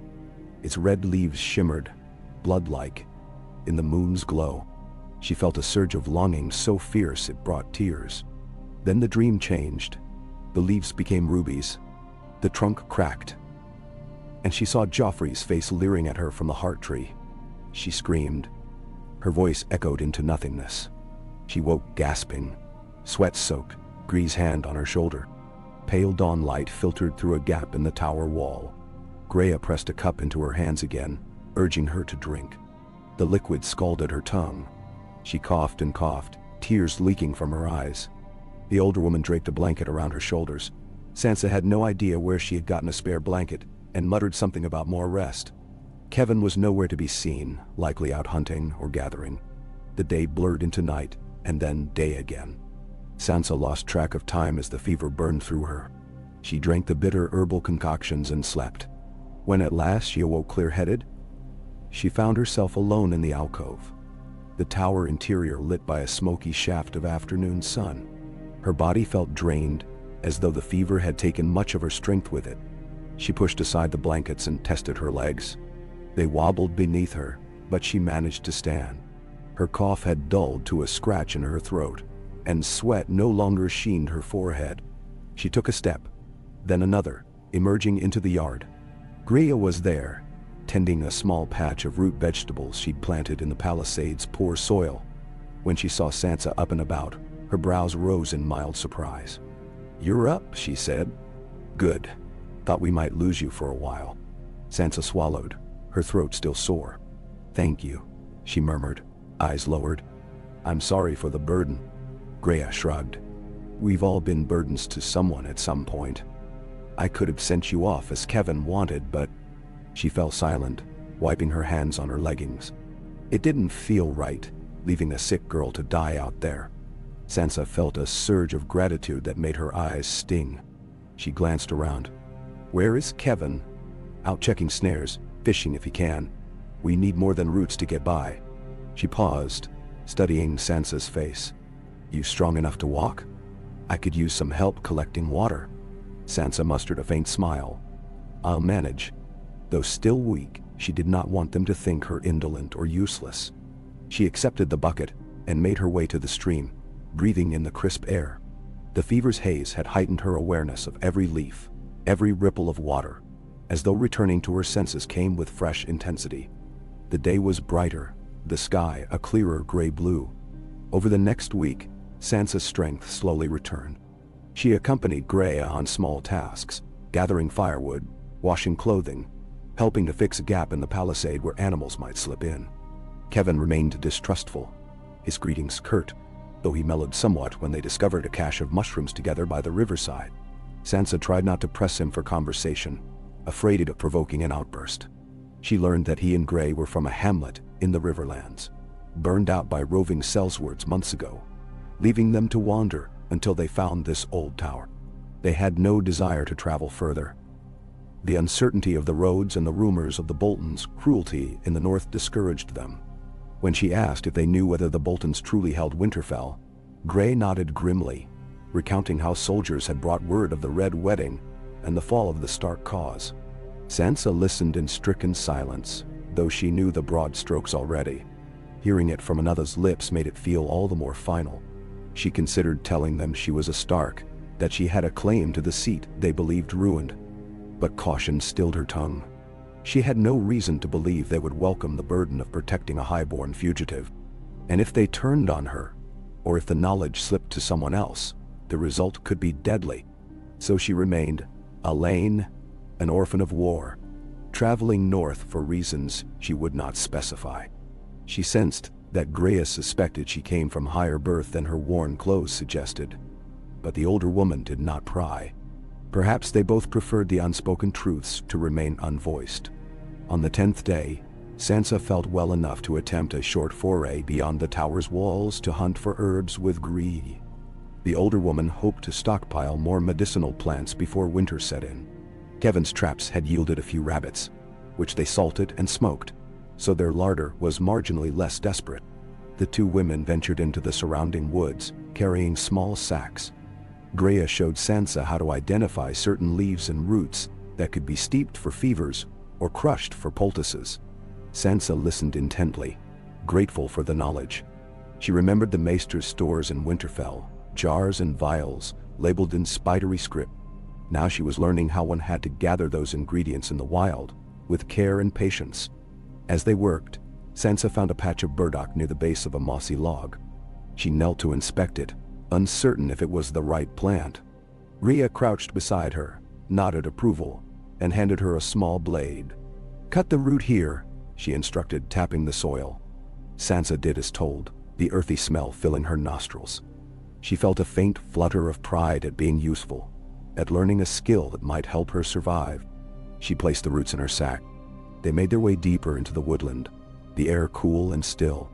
Occasional bird calls echoed among the branches. Sansa thought of how different this was from the Godswood at Winterfell, yet there was a peacefulness to it. She felt calmer, more herself, in nature's quiet presence. As she bent to gather another cluster of herbs, she heard Gree's sharp intake of breath. The older woman straightened, eyes focused on something in the distance. Sansa followed her gaze and froze. A small band of figures moved through the trees, perhaps 50 yards away. They were armed. Sansa glimpsed swords and spears, patchwork armor. Her heart clenched. She and Grey were partially hidden by an outcropping of rock and foliage. But if those strangers came closer, they would be seen. Greya reached for Sansa's shoulder and tugged her down into the brush. They crouched low, barely breathing. Through the leaves, Sansa could see the men more clearly now. There were 4 of them, one leading a loaded pack mule. Another carried a crossbow slung over his back. She could not make out any sigils on their clothing. Perhaps they were brigands, or remnants of some sellsword company, or even deserters from an army. Their conversation was a low hum of gruff voices. Sansa pressed herself to the ground. If these men discovered the tower, if they realized it was occupied by only 2 women and a young man, they might think it an easy place to rob or worse. Her pulse throbbed in her ears as she silently prayed they would pass on without noticing anything amiss. The men paused for a moment, one raising a hand to point further west. Another nodded. Then, as though by some small mercy, they moved on. Their voices faded into the distance. Greya exhaled, tension draining from her posture. She gestured for Sansa to remain still for a long minute. Only when she was certain the men were gone did she speak. "We must be more careful. If they stumble on our tower, it could mean trouble." She rose slowly, scanning the woods. "We've got enough herbs for now. Let's go." Nabil Green. They returned to the tower in silence, each lost in her own thoughts. Sansa's mind spun with fear. She realized how vulnerable their little refuge was, how easily it could be discovered and overrun by any band of armed men. For Greya and Kevin, the tower was a poor place to hide, but better than nothing. Sansa, however, had another reason to be afraid. If word spread that a red-haired girl matching her description had been spotted, it might draw unwanted attention. She felt a renewed urgency to continue her journey north, no matter how daunting it seemed. Yet at each evening, as she eyed the road that led away from the tower, she hesitated. The kindness Gray had shown her weighed on her heart. Leaving meant facing the wilds and the uncertain realm beyond. A single misstep could spell her end. Moreover, she had grown fond of the older woman's practical wisdom, and even Kevin, irritable though he was, reminded her a bit of Arya's fierce spirit. It soothed some of her loneliness to share the chores, the small meals, the nightly watch.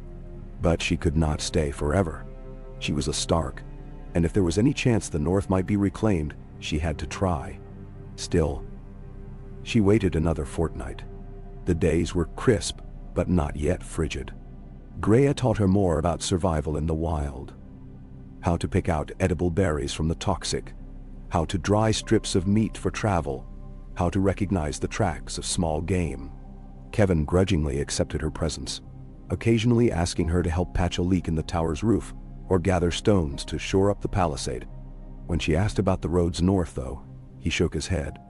It's madness up there. Bolton men roam the neck, so they say, and anyone traveling under a Stark banner is a fool. He gave her a dark look, as if testing her reaction. She forced her expression to remain neutral, shrugging as though she had no ties to that name. One evening, while Kevin slept, Sansa found Greya outside, gazing at the moonlit trees. She approached quietly, drawing her patched cloak around her for warmth. Greya glanced sidelong at her. "You've been restless," the older woman observed. "You plan to keep going soon, don't you?" Sansa swallowed. "Yes," she admitted softly. "I'm grateful for everything you've done, but I can't stay. I have to see if there's something for me in the north." She stared at the dark silhouettes of the pines. "Even if it's just a dream, I have to try." Greya nodded slowly, arms folded. "You're braver than you look, Elaine." She hesitated, as though weighing her next words. "The Boltons have no mercy for anyone bearing the Stark name. You'd best hide who you really are, whatever that may be. The North is no kinder than the South these days." Sansa's heart stuttered. Did Greya suspect her identity outright? Perhaps it was only a guess that she came from a noble house. "I will be careful," she said, her voice low. "I promise." Greya sighed, glancing back at the tower where Kevin slept. "We can spare some dried meat for you, and a water skin. Not much else. We need every resource we can muster. But if it'll help you survive the journey, I won't see you go empty-handed." Emotion tightened Sansa's throat. "You don't have to." "Maybe not," Grey interrupted. "But I will." She softened. "Just a fraction. Call it a debt repaid. If fate is kind, we won't starve for it. And if you find a better life up there, think kindly on us. Mentor." Sansa felt tears prick her eyes. She nodded, unable to form the right words of gratitude. They stood like that for a time. Two figures in the moonlight, neither fully trusting the Odor's secrets, yet sharing what simple benevolence they could. Sansa thought of how many times she had prayed for kindness in King's Landing. Now, in the midst of ruin and uncertainty, she found it in unexpected places. In the morning, she readied herself to depart. Greya gave her a small bundle containing strips of dried rabbit, a few lumps of stale bread, and a small pouch of those medicinal herbs. Kevin, scowling, tossed her a half-full water skin and muttered, "Don't waste it." She thanked them both quietly, heart pounding with a mix of nerves and sorrow. At last, she stepped away from the tower that had sheltered her for weeks. Her path lay northward, though she had no clear road. She cast one final glance back at Greya and Kevin standing by the sagging gate. Greya lifted a hand in a silent farewell. Kevin said nothing, but he did not spit this time. Sansa trudged on, each footstep carrying her toward whatever fate the North might hold. 2 days after leaving the tower, the weather shifted. Heavy clouds rolled in from the west, and a biting wind whipped across the land. The nights grew colder still. At times she feared an early snowfall, though she told herself it was too soon. This was only the start of autumn's chill. Even so, her breath came in frosty puffs at dawn. She kept her cloak wrapped tight, hood pulled low, trudging through fields already gone to stubble. Now and again, she saw ravens circling overhead, scouring for carrion. The signs of war lingered everywhere, though some tracks seemed old and half erased by time. On the third day, she came upon a broken signpost at an overgrown crossroad.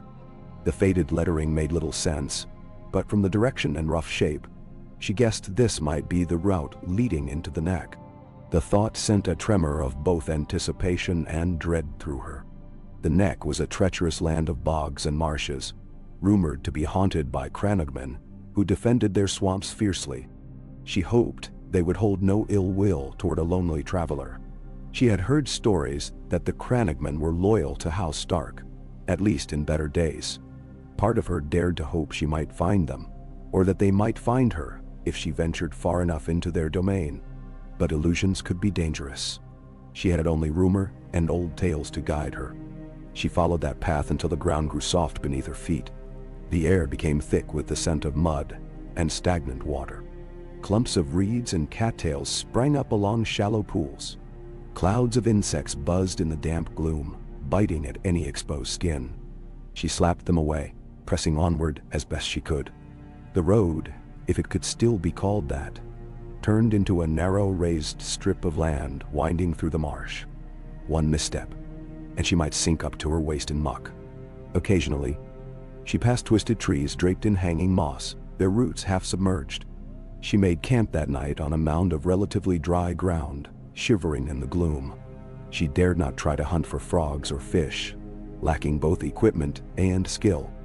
Instead, she rationed her dried meat and bread, chewing slowly to make it last. Sleep came fitfully, haunted by the croaks and chirps of unseen creatures. Once, in the middle of the night, she sat bolt upright, certain she had heard footsteps squelching through the bog nearby. She peered into the darkness, heart pounding, but saw nothing, only the faint, eerie glow of marsh lights. Eventually, she convinced herself it must have been an animal or her imagination, and she lay back down, sleep eluding her for hours.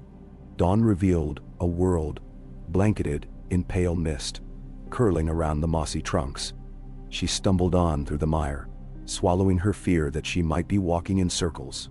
The path had all but vanished, forcing her to guess her way. By midday, her legs were caked in mud, her cloak stained, and her arms dotted with insect bites that itched fiercely. She pressed on, reciting silent pleas to any gods who might listen. The North remembered. The words echoed in her mind, as though summoning the memory of her father and mother and all who had gone before. Near dusk, her persistence yielded results. She spied a narrow footbridge spanning a wider channel of dark water, beyond which stood a few crude huts raised on stilts. Smoke wafted from one hut's thatched roof. The sight jolted her from her weary haze. Living people, here in the neck, crannogmen, if the old tales were true. She swallowed hard, her heart fluttering with both hope and apprehension. If they were loyal to House Stark, they might offer her help. But if they had turned suspicious of all outsiders, they might refuse her, or worse. With trembling steps, she approached the footbridge, calling out to announce her presence. Her voice sounded thin in the still air. Almost at once, figures emerged from the huts. 5 or 6 men and women, armed with spears tipped in dark metal. They wore leather jerkins dyed in mottled greens and browns, blending easily with the marshy surroundings. One among them, a tall woman with short graying hair, leveled her spear at Sansa's chest as soon as she stepped onto the wooden slats. Sansa raised both hands in surrender, a wave of déjà vu washing over her. How many times had she stood like this, hands raised, hoping not to be killed? "Who goes?" demanded the tall woman. Her voice was low, resonant with authority. Her dark eyes flicked over Sansa's ragged form, her muddy cloak, the exhaustion etched in her face. Sansa's heart hammered. She opened her mouth, uncertain whether to give her true name or the false one. In that fraught moment, she summoned her courage and spoke the truth. "My name is Sansa Stark," she said, voice quavering. "Daughter of Eddard and Catelyn Stark of Winterfell. Please, please, please don't harm me." She half expected them to laugh or brand her a liar. But she could not keep lying forever if she hoped to rally any loyalty or find any real refuge. The group exchanged swift, startled glances. The woman's spear did not waver. Another crannogman stepped forward, a wiry fellow with a short beard.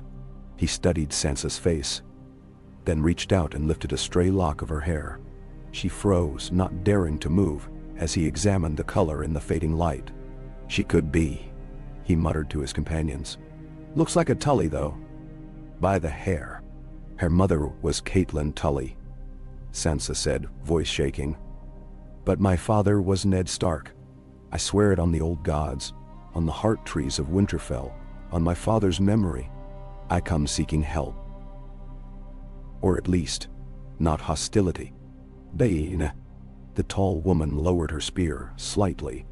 If you're truly the daughter of Ned Stark, then you'll know the words of House Stark. Her gaze bored into Sansa's. Winter is coming, Sansa answered at once, the words catching in her throat. Those were always my father's words, the words he taught us all our lives, and the North remembers. A ripple of uneasy excitement passed among them. The woman's grip on the spear loosened, and she exchanged a glance with her companions. You're far from Winterfell, girl. The Boltons hold it now, or so they claim. They'll not welcome a Stark, especially after everything that's happened. I know, Sansa murmured, swallowing the lump in her throat. But the North belongs to the Starks by right. The Boltons only have it by treachery. Her courage faltered, but she pressed on. I escaped King's Landing after Joffrey was poisoned. I've been trying to find my way home, or what remains of it. Whoa? The tall woman studied her a moment longer, then finally lowered the spear fully. She gestured for Sansa to cross the bridge.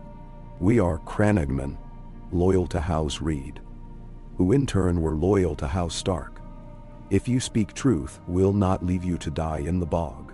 But be warned, we have precious little, and we keep our secrets close.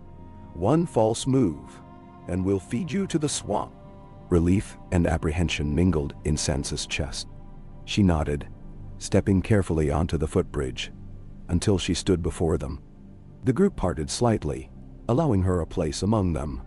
The tall woman introduced herself as Thenor, though that might have been a title rather than a given name. The wiry man was Derek. One by one, they led her across a network of narrow walkways, past huts perched on thick wooden posts.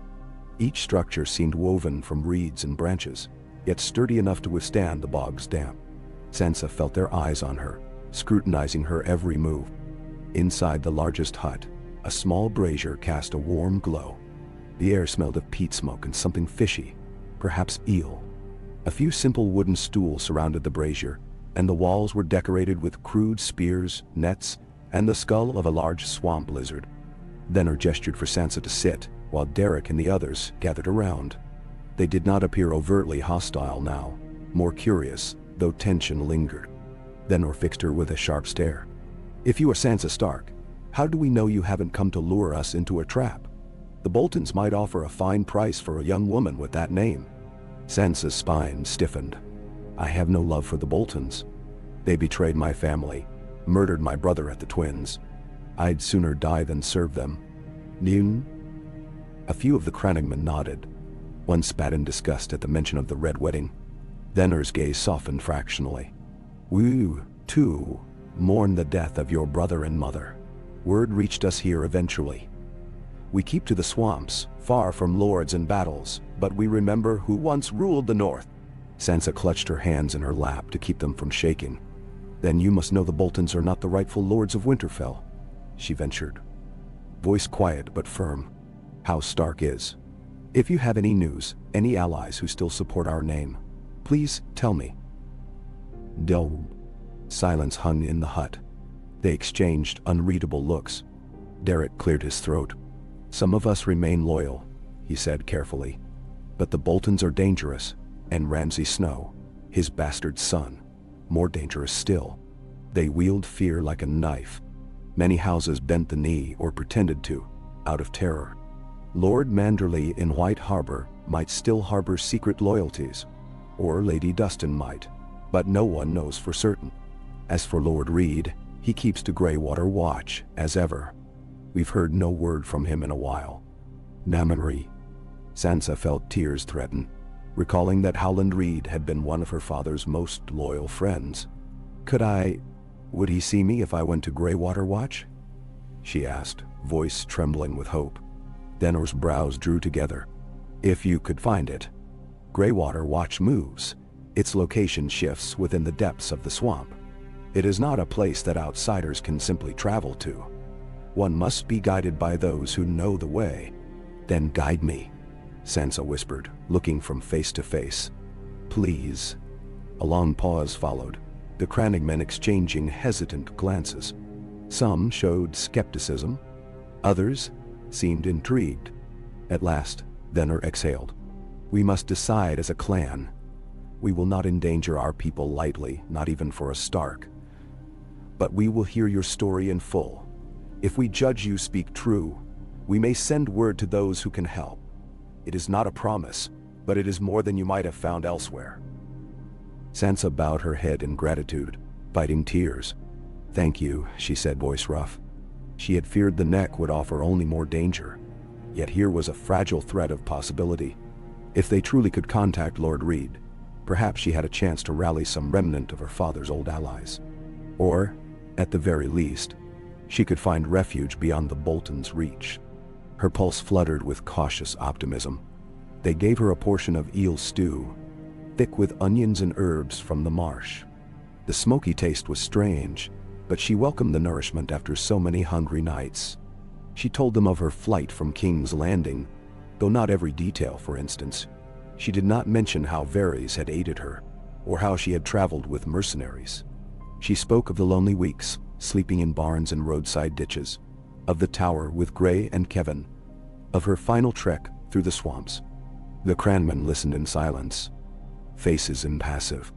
Even recounting her story caused a tremor of realization within her. How far she had come, how many dangers she had faced. She sensed their quiet respect, though they kept their distance, physically and emotionally. When she finished, Denor reached for a small bowl of pungent oil and rubbed it on her palms. We will confer tonight, she said softly, the elders among us. In the morning, we'll tell you what we've decided. Sansa nodded, her heart pounding. She was at their mercy, but for the first time in many moons, that did not fill her with utter dread. These were not Lannisters or Freys or Boltons. They were the Crannogmen, and her father had once spoken with admiration of Howland Reed. Yet she could not entirely quell the fear that they might decide she was too great a risk, that they might send her away, or worse. They showed her a small corner in one of the huts where she might sleep. It was cramped and smelled of damp reeds, but it was sheltered from the wind. She curled there, listening to the muffled voices drifting from another hut, where she guessed the elders were gathering. Now and then, she caught a word or two. Danger. Bolton. Stark blood. She clutched her cloak tighter, remembering the words she had uttered as she crossed the footbridge. That she was Sansa Stark, rightful daughter of Winterfell. It felt unreal.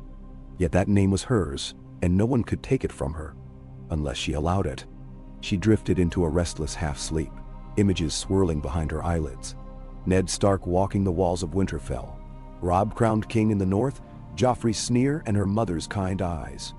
At some point, she started awake to the sound of a reed-thin flute somewhere in the village, playing a haunting melody. She lay there, tears trickling down her temples, uncertain whether they were tears of sorrow or longing. When dawn came, she rose and ventured out of the hut. The Crannogmen were already about their tasks, cleaning fish nets, stoking small peat fires, inspecting the stilts of their huts for rot. Denor stood near the footbridge, speaking in low tones with Derek and another elder. As soon as Sansa emerged, they beckoned her over. She approached, heart thudding. Denor fixed her with a calm, solemn gaze. We have decided, she said quietly. We will send a runner to Greywater Watch. If Lord Reed is there and wishes to receive you, we will guide you to him. Until we hear back, you will remain here as our guest. But heed this. Do not stray beyond the huts. Do not speak of us to strangers, and do not attempt to leave without permission. Our secrecy is our safeguard. Marion? Sansa let out a breath, relief mingling with a swirl of uncertainty. I understand, she said. Thank you, truly. She glanced at Derek, who offered a tight nod, and at the other elder, who had a stern face but no hostility in his eyes. I'll do whatever you require. I only wish for a chance to see Lord Reed, to ask for his guidance." "Why no?" Thenor inclined her head. "Then let it be so. You may help gather reeds and hunt crayfish. You can earn your meals like the rest of us." Her tone was practical rather than cruel. Sansa nodded eagerly, feeling a wave of gratitude that threatened to overwhelm her. So it was decided. The runner, a wiry youth named Jessa, prepared to depart that very afternoon, slipping into a small, flat-bottomed boat that glided silently along hidden channels among the reeds. Sansa watched her vanish into the distance, hope and fear warring in her chest. In the meantime, she would remain here, living among the Crannogmen, awaiting word from Greywater Watch. If Lord Reed still lived and held to his oath of loyalty, then the path forward might open. And if he refused her, or if the Boltons had extended their reach even here, she might find herself no better off than before. Yet, as she stood on the walkway, the marsh breeze lifting strands of her unkempt hair, she felt a stirring in her soul. She had come so far, cast off so much of her old self. But the core of who she was, Sansa Stark, remained unbroken. The North remembered, and if she could claim its memory, then perhaps she could reclaim its strength. For now, she would wait. She would gather reeds and fish for crayfish, speak with the quiet folk of the swamp, and prepare herself for whatever fate awaited her at Greywater Watch. The path to Winterfell was still perilous, but she had taken another step upon it. Despite all the darkness she had endured, she let herself believe that a faint light might yet guide her home. Yankangi. Sansa's days among the Crannogmen blurred into an odd mixture of tension and relief. She rose at dawn to the sound of rippling water beneath the huts, stepping carefully along the elevated walkways so as not to topple into the swamp below. Always she found someone at work mending nets or weaving new reed walls for the huts. The Crannogmen did everything in small communal groups, quiet but diligent, and if Sansa remained out of the way, they did not mind her watching. Each morning, she wondered if this would be the day they told her that the runner had returned with word from Greywater Watch. Yet sunrise after sunrise, she heard nothing. She refused to be idle. Thenor had assigned her chores, and Sansa performed them without complaint. She had to sweep the walkways where footprints tracked mud, gather handfuls of water lilies from the shallows, or help thread newly cut reeds into the gaps in a wall. She was clumsy at first, pricking her fingers until they bled, but her determination carried her through. Whenever her thoughts drifted to King's Landing or the Red Keep, she found it impossible to reconcile this life of muddy labor with the silks and pageantry she'd once known. Yet it felt more honest in many ways. She learned to tie knots strong enough to hold wriggling fish in a net, to patch small tears in a cloak with cords of twisted grass. Each new skill gave her a brief spark of pride. When dusk crept across the swamp and the murky water reflected the dying glow of day, she and the other women in the settlement prepared what little food they had. Eel figured heavily in every meal, along with crayfish and bitter greens that grew wild in the bog. For the first time in her life, Sansa found herself standing over a cauldron, stirring lumps of eel and onion in a watery broth, while Thenor and two younger Crannog women haggled over how many tubers they could spare. The smell was never entirely pleasant, but hunger lent it a certain appeal. After supper, the villagers often sat around smoldering fires, sharing whatever small bits of news had drifted in. Sansa listened more than she spoke. She sensed that many of them were still unsure if they believed her story. The elders who had questioned her that first night seemed watchful, as though awaiting some sign of treachery. She had discovered quickly that these people spoke seldom of personal matters. They rarely shared details of their families or hopes for the future. Their minds remained focused on survival. From snatches of conversation, she gleaned that raiders occasionally prowled the fringes of the neck, men who had deserted from one army or another. A local terror involved monstrous lizard lions that lurked in deeper channels, large enough to tip a boat and devour a grown person. One Crannogman swore he had seen Bolton riders skulking around the western edges not a month past, but they had disappeared again. Each rumor of the Boltons made Sansa's blood turn cold. If the Boltons dared to push deeper into the swamp, how long until they found her? She prayed it would not happen. At night, She curled beneath a thin blanket on a raised pallet of woven mats inside the communal hut, where Thenor had offered her a corner. The other crannogmen slept in tight clusters, used to cramped quarters and the watery hush outside. Sometimes Sansa lay awake for hours, listening to the slosh of the marsh, the distant calls of strange creatures. In those moments her thoughts returned to Winterfell as it once was. In her mind's eye she walked through the Godswood again, the thick scent of pine filling her nostrils, the hush of snow underfoot. She saw her mother's determined face, her father's quiet eyes. Then she remembered the Red Wedding, Joffrey's wedding, the death and horror that had consumed her family's name. She would press a fist to her mouth to stifle any sob that tried to escape. It did no good to cry here, where each tear might be taken as a sign of weakness or risk turning the villagers further against her. Gradually, certain small changes told her she was not entirely unwelcome. A young Crannog woman named Thalia, only a few years younger than Sansa, by the look of her, showed her how to grind dried marsh herbs into a powder to ward off insect bites. Another time, an older man with a bent back, missing one eye, beckoned her over and handed her a reed-woven hat meant to keep off the drizzling rain. These gestures were not accompanied by smiles or friendly banter, but the kindness spoke in actions rather than words. Thenor herself remained the most guarded. She would give Sansa orders, watch her complete them, and nod in brusque approval. Yet, there were moments when Sansa caught the older woman studying her with an almost maternal concern, as though trying to decide whether to truly believe that a Stark had landed in their midst. Days slipped by, and Sansa began to fear that the runner might never return. Perhaps she had met trouble in the swamp, or perhaps Lord Reed refused to hear Sansa's plea. She tried not to let hopelessness seep into her chores. Each time she felt the weight of it pressing down, she recalled the vow she'd made when she left King's Landing, that she would do anything to restore her family's name, that she would not surrender to despair. Even so, her patience frayed. She found herself pacing the walkway in the evenings, scanning the water for any sign of a returning boat.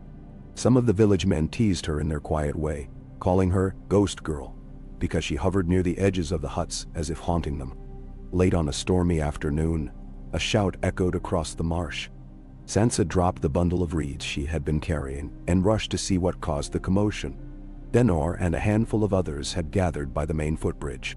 Far out on the water, barely visible through the sheets of rain, a small flat-bottomed boat was gliding back toward the village. Sansa's heart leapt to her throat. She hurried forward, nearly slipping in the wet mud. The others parted grudgingly to let her see. Yes, it was Jessa, the runner who had left weeks ago, her sinewy arms pulling on the boat's single oar. Next to her sat a second figure swathed in a grayish-green cloak, hunched against the downpour. Sansa clenched her hands together as she watched them approach the walkway. When the boat bumped lightly against the mooring post, Jessa hopped out. Her clothes were soaked, her hair plastered to her head, but she wore a triumphant look. She jerked a thumb behind her. "Brought a guide," she announced breathlessly. "Own who can lead our visitor to the place she seeks." At that, the hooded figure rose and stepped onto the walkway. He pulled back the hood, revealing a thin face, pale eyes, and the angled features that marked many of the people of the Neck. Older than Jessa, though not by much, perhaps no more than 20. He surveyed the onlookers, said nothing, then turned to Thenor. "We have orders," he said in a low voice, "to take the girl north to Greywater Watch at once, if she truly claims the Stark name." A ripple of unease and curiosity went through the watching villagers. Thenor folded her arms, squaring her shoulders. "She does." She nodded toward Sansa. "That one there. Elaine, or so she called herself when she arrived. But she told us she's Sansa Stark. You'll be the judge, I suppose?" He turned, eyes flicking over Sansa's face. For a moment, they seemed to sharpen with recognition or surprise. Then he dipped his head in a small bow. "I am Haraig, sworn to the service of House Reed. If you wish to present yourself to Lord Reed, you'll come with me, unless you've changed your mind, my lady." Hearing him call her, "my lady," in that measured tone made her throat tighten. She realized how desperate she was for an ally who truly believed who she was, who might offer her the chance to stand for House Stark. She let out a breath, heart pounding. "I'll come," she said quietly, pushing the drenched hair out of her eyes. "When do we leave?" Herrick's gaze flicked to the stormy sky. "Now, died. Lord Reed doesn't tarry over much on matters he considers urgent. If the weather eases, it's better to use that window." He gestured to the half-hidden channels leading away from the village. "We'll have to travel by boat. A winding path, 2 days at least. Maybe 3 if the storms turn fierce." Thenor, glancing from Sansa to Herrick, gave a grunt. "Then you'd best go quickly. I'll have Derek fetch supplies. She'll need food." She turned to Sansa with a solemn expression. "You do what you must, girl, but mind your manners in Greywater Watch. The Reeds are not to be trifled with, even if they once bent the knee to your family." "Down." Sansa nodded, gratitude welling in her. She managed a small smile. "Thank you for sheltering me," she said, trying to make eye contact with the crannogmen who stood nearby. Some of them looked away. Others offered faint nods. "Truly, I won't forget it." Within the hour, they had loaded the boat with dried fish, skins of water, and bundles of reeds for patching the craft if it sprang a leak. Sansa knew that traveling in constant wet weather would be miserable, but it seemed the only way to reach Lord Reed's seat. She said her subdued farewells. Valia pressed a tiny pouch of biting insect repellent into her hands, and the old man with one eye hobbled up to pat her shoulder and mumble a few words that might have been best wishes. Thenor stood with arms folded, her expression halfway between pride and warning, as though telling Sansa to keep her head. Sansa climbed into the boat last, forcing aside the spike of fear she felt at the thought of drifting through this labyrinth of waterways. Jessa waved from the walkway, and Sansa lifted her hand in reply. Then Harad pushed the boat off, the water swirling around its sides. The rain lessened to a drizzle, leaving the sky a pearly gray. They took a winding route that made Sansa dizzy. She spotted tangled trees, sinuous vines, and the occasional glimmer of reptilian eyes just above the surface. Sometimes Harad used a pole to push the boat through shallow, muddy channels. Other times he relied on a single oar to maneuver around deeper waters. Sansa sat near the bow, shivering in her damp cloak, breathing in the dank scents of algae and decaying vegetation. They spoke little the first day. Herrick's face remained impassive, his attention focused on guiding them. Sansa, anxious to know more but unsure how to break the silence, simply watched him work. The few times he glanced her way, she caught the flicker of curiosity in his eyes. Maybe even respect. Late in the afternoon, he pulled the boat ashore at a patch of slightly higher ground. Low trees rose around them, and the soil underfoot felt spongy. Without needing to speak, they set about making a crude camp. Harad told her to gather what dry wood she could find for a small fire. She stumbled through the undergrowth, feet squelching in the mud, but managed to collect a meager armful of sticks that might burn if coaxed properly. They shared some smoked fish and stale bread. Afterward, when darkness fell, they hunkered down near the faint glow of the coals. Sansa wrapped her arms around her knees. The swamp came alive with night sounds. The croaks of frogs, the rustle of hidden creatures. She glanced at Harrod's profile in the dim light. "Do you truly believe I'm Sansa Stark?" she asked softly, half expecting him to brush her off. He took a moment to reply, feeding a stick into the fire. "Lord Reed believes it," he said at last. "His daughter, Mira, once traveled with your brother Bran, so it is said. The Reeds and the Starks have ties that stretch far back, deeper than I understand. If you were an imposter, I doubt you'd risk the neck to come here, and I doubt Jessa would have guided you this far." He shrugged, a small movement. "Stranger things have happened in these times, though. War makes people desperate. But your eyes, they look like a woman's who was once the Lady of Winterfell, Catelyn Tully, as the stories go. That is enough for me." Sansa felt a pang in her chest at the mention of her mother. She swallowed down a wave of sorrow. "Thank you," she said after a moment. "It's been so long since I've heard a friendly word. The Lannisters, the Boltons, all the rest." She let her voice trail off, not sure how much to reveal. "I only want to reclaim what was lost. or at least see if anyone in the north still stands with our name. Harrig nodded. You'll have to see what Lord Reed says. He's cunning, some say wise.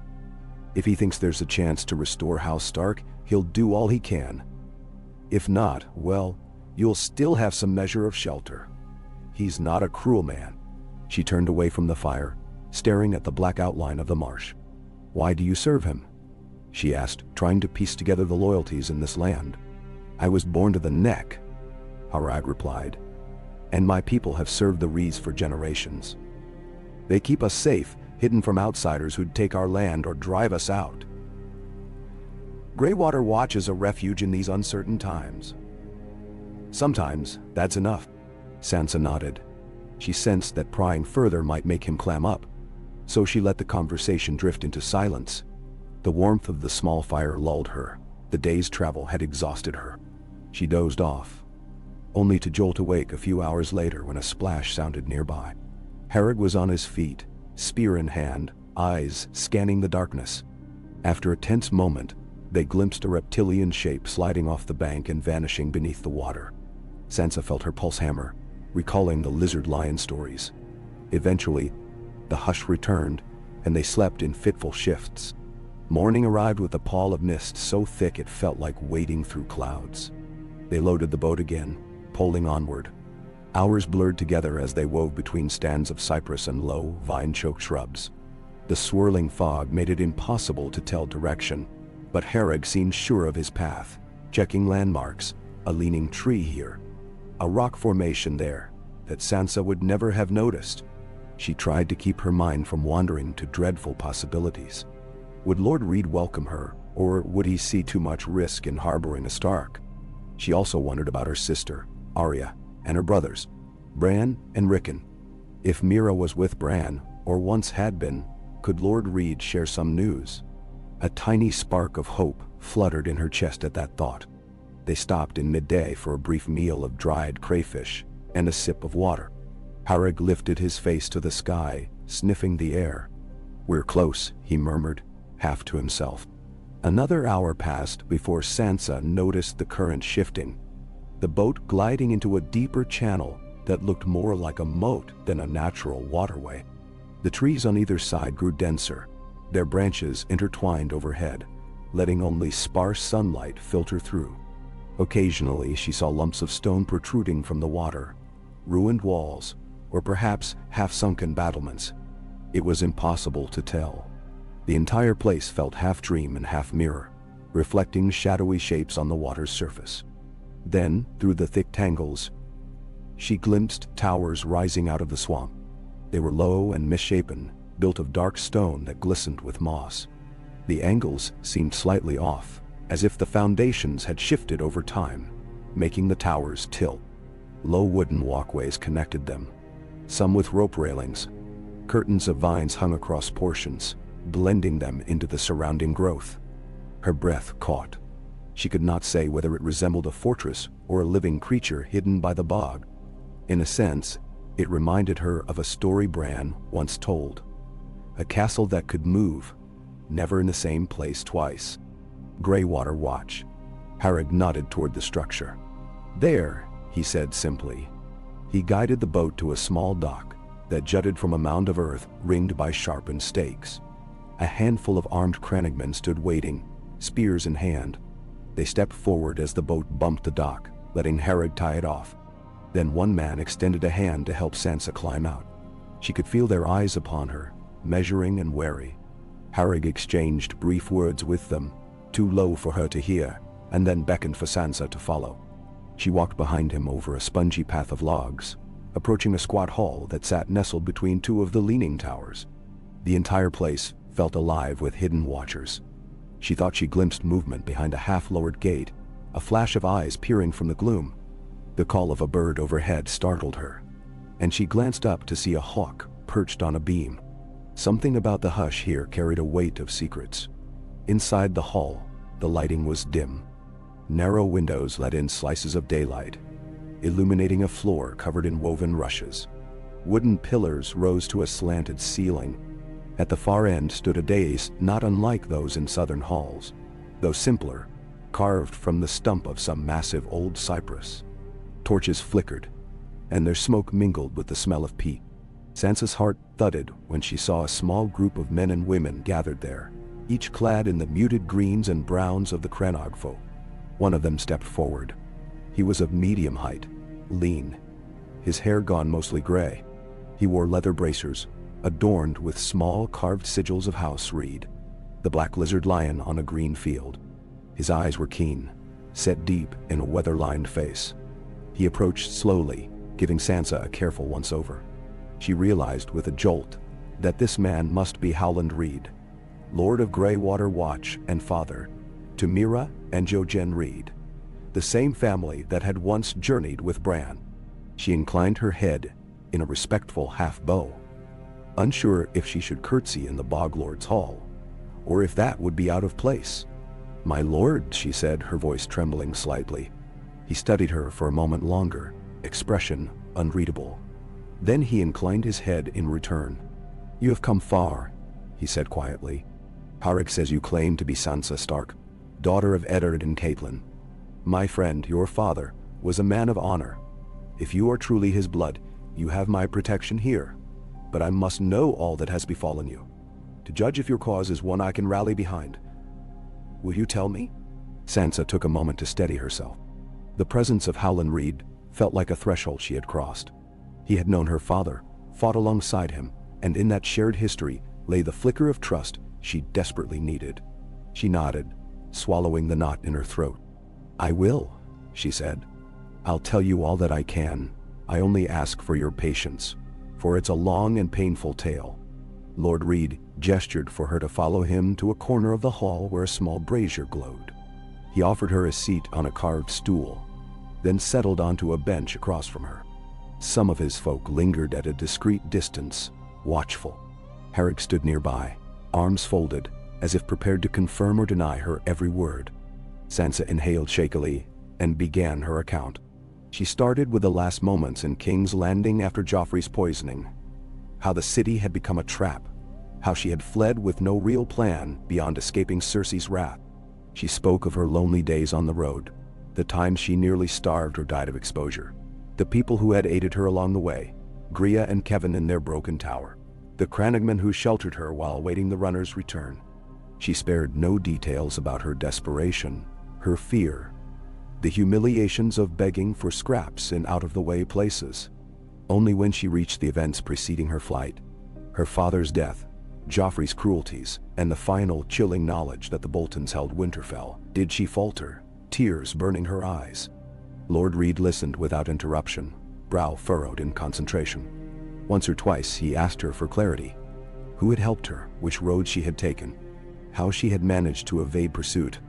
But mostly he let her speak. When she finally finished, her voice quivering from the weight of it, he was silent for a long time. The hush in the hall felt profound. Sansa realized she was trembling from exhaustion, from the emotional toll of recounting so many losses. She lowered her head, bracing for him to express doubt or to declare her presence too dangerous. Instead, he let out a soft sigh. "Your father was my friend," he said. "He saved my life once long ago, and I saved his in turn. If you are his daughter, it's my duty to protect you. Duty and choice besides." He glanced at the faces of his folk. Some looked concerned, others wary. "We have heard that the North is restless under Roose Bolton's rule, that many of the great houses bend the knee out of fear. The Karstarks are uncertain, the Umbers divided, and White Harbor simmers with talk of revenge. My own seat is here in the swamp, hidden from the world. But even hidden, we cannot remain forever if the rightful blood of Winterfell seeks to reclaim her father's seat." Sansa's breath caught. She sensed that he was testing her will as much as proclaiming his own stance. She forced herself to meet his gaze. "My lord," she said quietly, "I do not know how to win back Winterfell. I'm no warrior, no battle commander. But I remember enough from when I was a child to know that the North was once strong, and we Starks tried to be fair. If the Boltons cling to power by fear, perhaps we can rally those who remain loyal to my father's memory." She swallowed. "I want to try, even if it costs me my life." A flicker of admiration lit his eyes. "Spoken like a Stark," he murmured, and stood, beckoning for her to rise as well. He paced a short distance, thinking. Moat Cailin remains the key to entering the north from the south. The Boltons hold it in all but name, or they will soon. The other lords watch, uncertain who else might rise. If your brother Rickon or your brother Bran still lived openly, that might have changed matters. But we've heard only rumors of them. Bran was said to be traveling beyond the wall, or heading there. Rickon vanished. Arya Stark is rumored dead or lost across the sea. His words made Sansa's heart clench. She looked down, unable to keep the despair from her voice. Then I must do what I can, however small. But do you think there is any chance at all to overthrow the Boltons? She thought of Ramsay's monstrous reputation, the stories of how he tortured men for sport. Lord Reed sighed again, rubbing at his brow. We must gather allies. Perhaps Lord Manderley in White Harbor could be swayed. The Glovers, too, might still hold resentment against the Boltons. The mountain clans seldom kneel except to the Starks, if they kneel at all.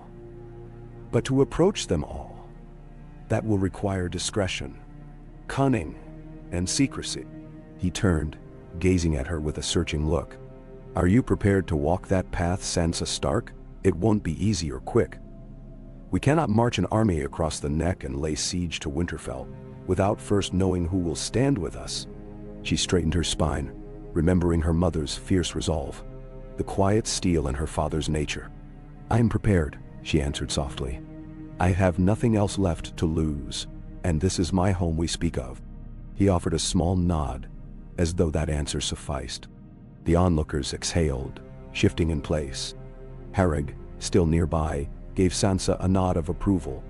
Lord Reed turned to him. Send word to our trusted scouts in the north. Have them glean what they can of Bolton movements around Winterfell and Moat Cailin. We must know the strength they hold. Also, dispatch discreet messengers to White Harbor and the Barrowlands. We will see if the Manderleys or even Lady Dustin might hear us, though I have doubts of the latter. Harrig bowed his head. Yes, my lord. Lord Reed faced Sansa again. In the meantime, you'll remain here. Greywater Watch can offer you safety for a time, and I would hear more of what happened to your brother Robb, of how events unraveled at the Twins. Your mother was dear to us as well, and we never learned all the details from a source we trusted. There is much to discuss. Her eyes stung. She felt gratitude mingled with grief. Thank you, she murmured, voice thick. I'll tell you what I can, though it pains me to speak of it. He placed a gentle hand on her shoulder. In sorrow we remember. In memory we find the seeds of what must be done. You are a Stark, my lady, and winter is coming, so let us prepare. So began her residence in Greywater Watch, a realm more mysterious than she had imagined. True to legend, the fortress did not remain in the same location forever. She learned that its foundations were built atop shifting islands of peat and mud, sliding subtly through the swamp. The crannogmen moved with it, relocating huts, reconfiguring wooden causeways as needed. On some mornings, Sansa woke to find a different portion of the water visible from the window, as though the castle had turned in the night. Initially, the sense of everything shifting beneath her feet unsettled her. But after a while, it seemed oddly comforting, like a living, breathing place that defied all attempts by outsiders to breach it. She was given a small chamber in one of the leaning towers, sparsely furnished with a straw pallet, a simple wooden chest, and a single shuttered window that let in a draft smelling of wet moss. She kept her meager belongings there.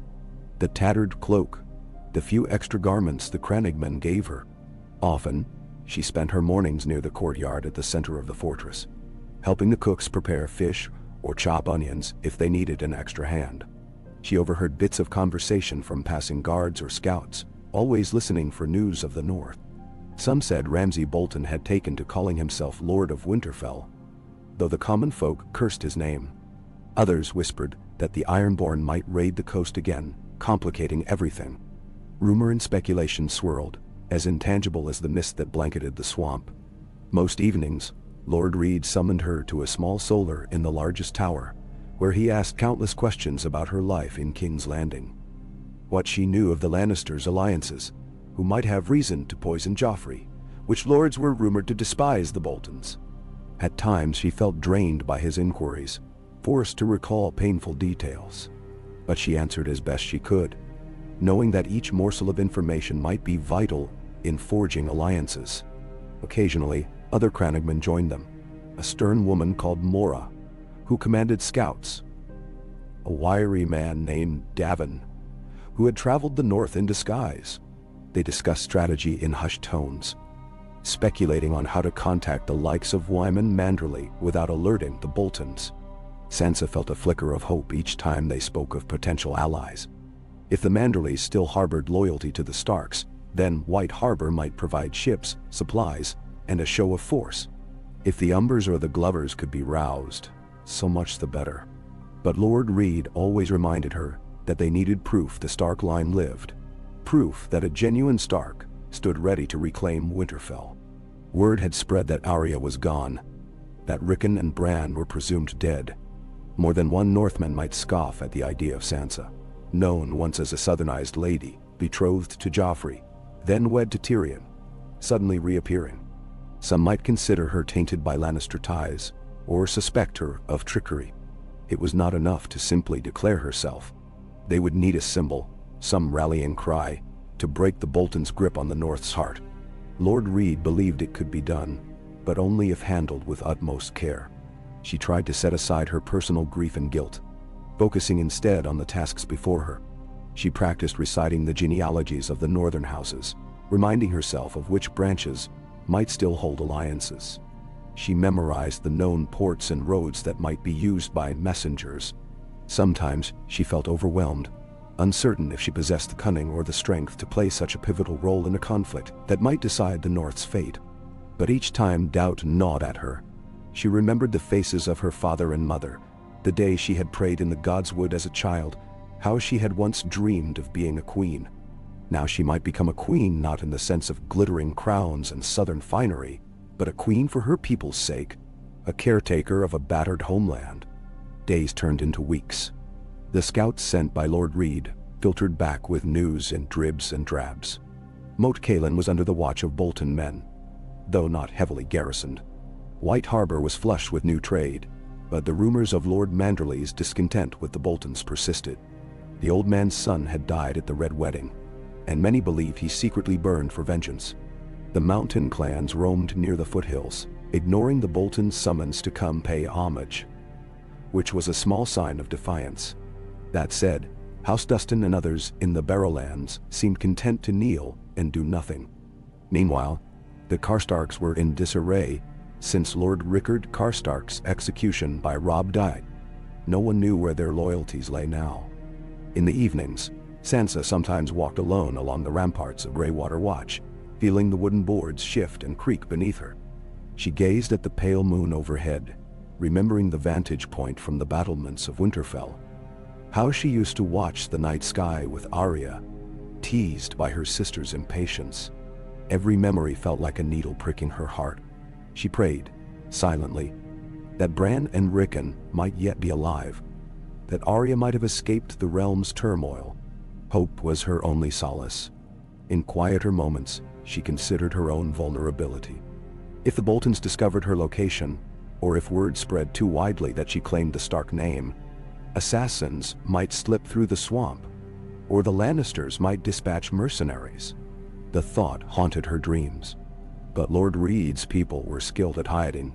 For now, that had to be enough. One misty morning, as she descended from her tower chamber, she found Harag waiting for her in the courtyard, leaning on his spear. He tilted his head toward the main hall. "My lady," he said with a trace of deference, "Lord Reed wants you to see something." She followed him, curious.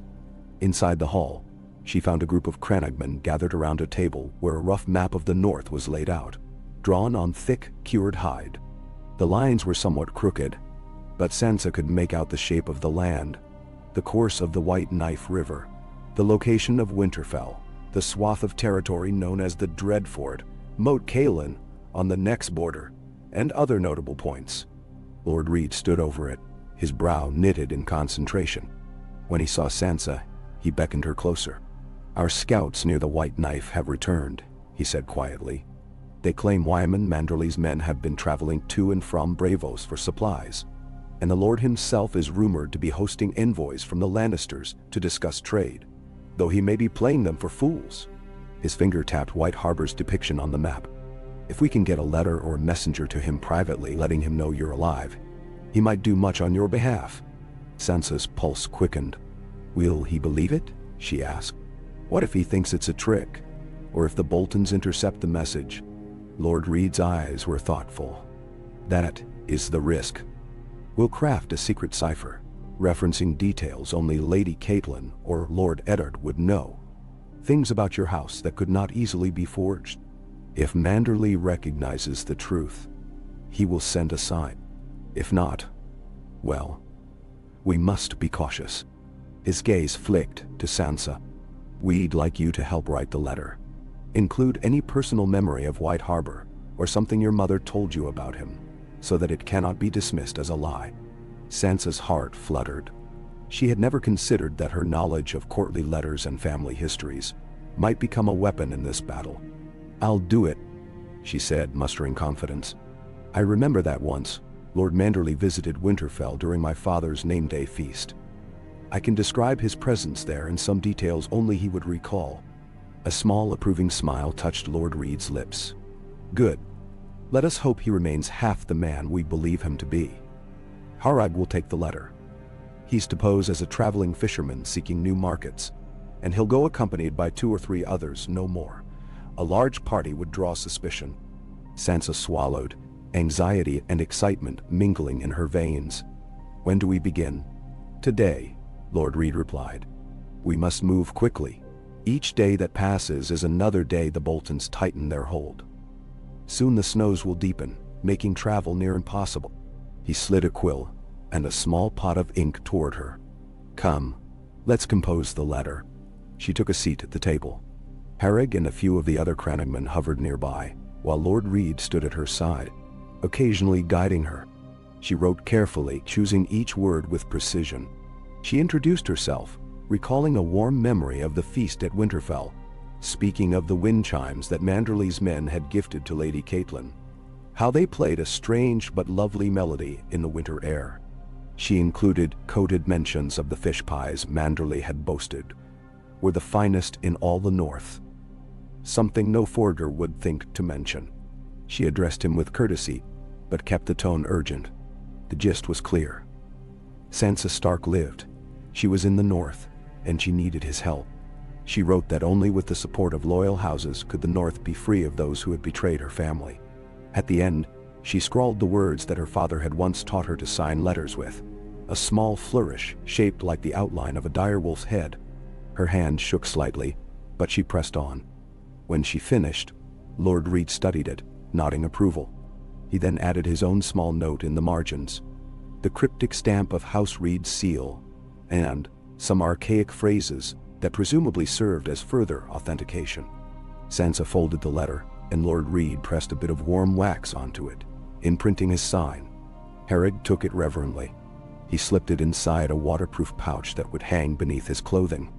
In a day or 2, they would set out for White Harbor, traveling stealthily, avoiding Bolton patrols. Sansa's thoughts spun with both anticipation and dread. If Manderley turned them away or feigned acceptance while secretly alerting the Boltons, all hope might be lost.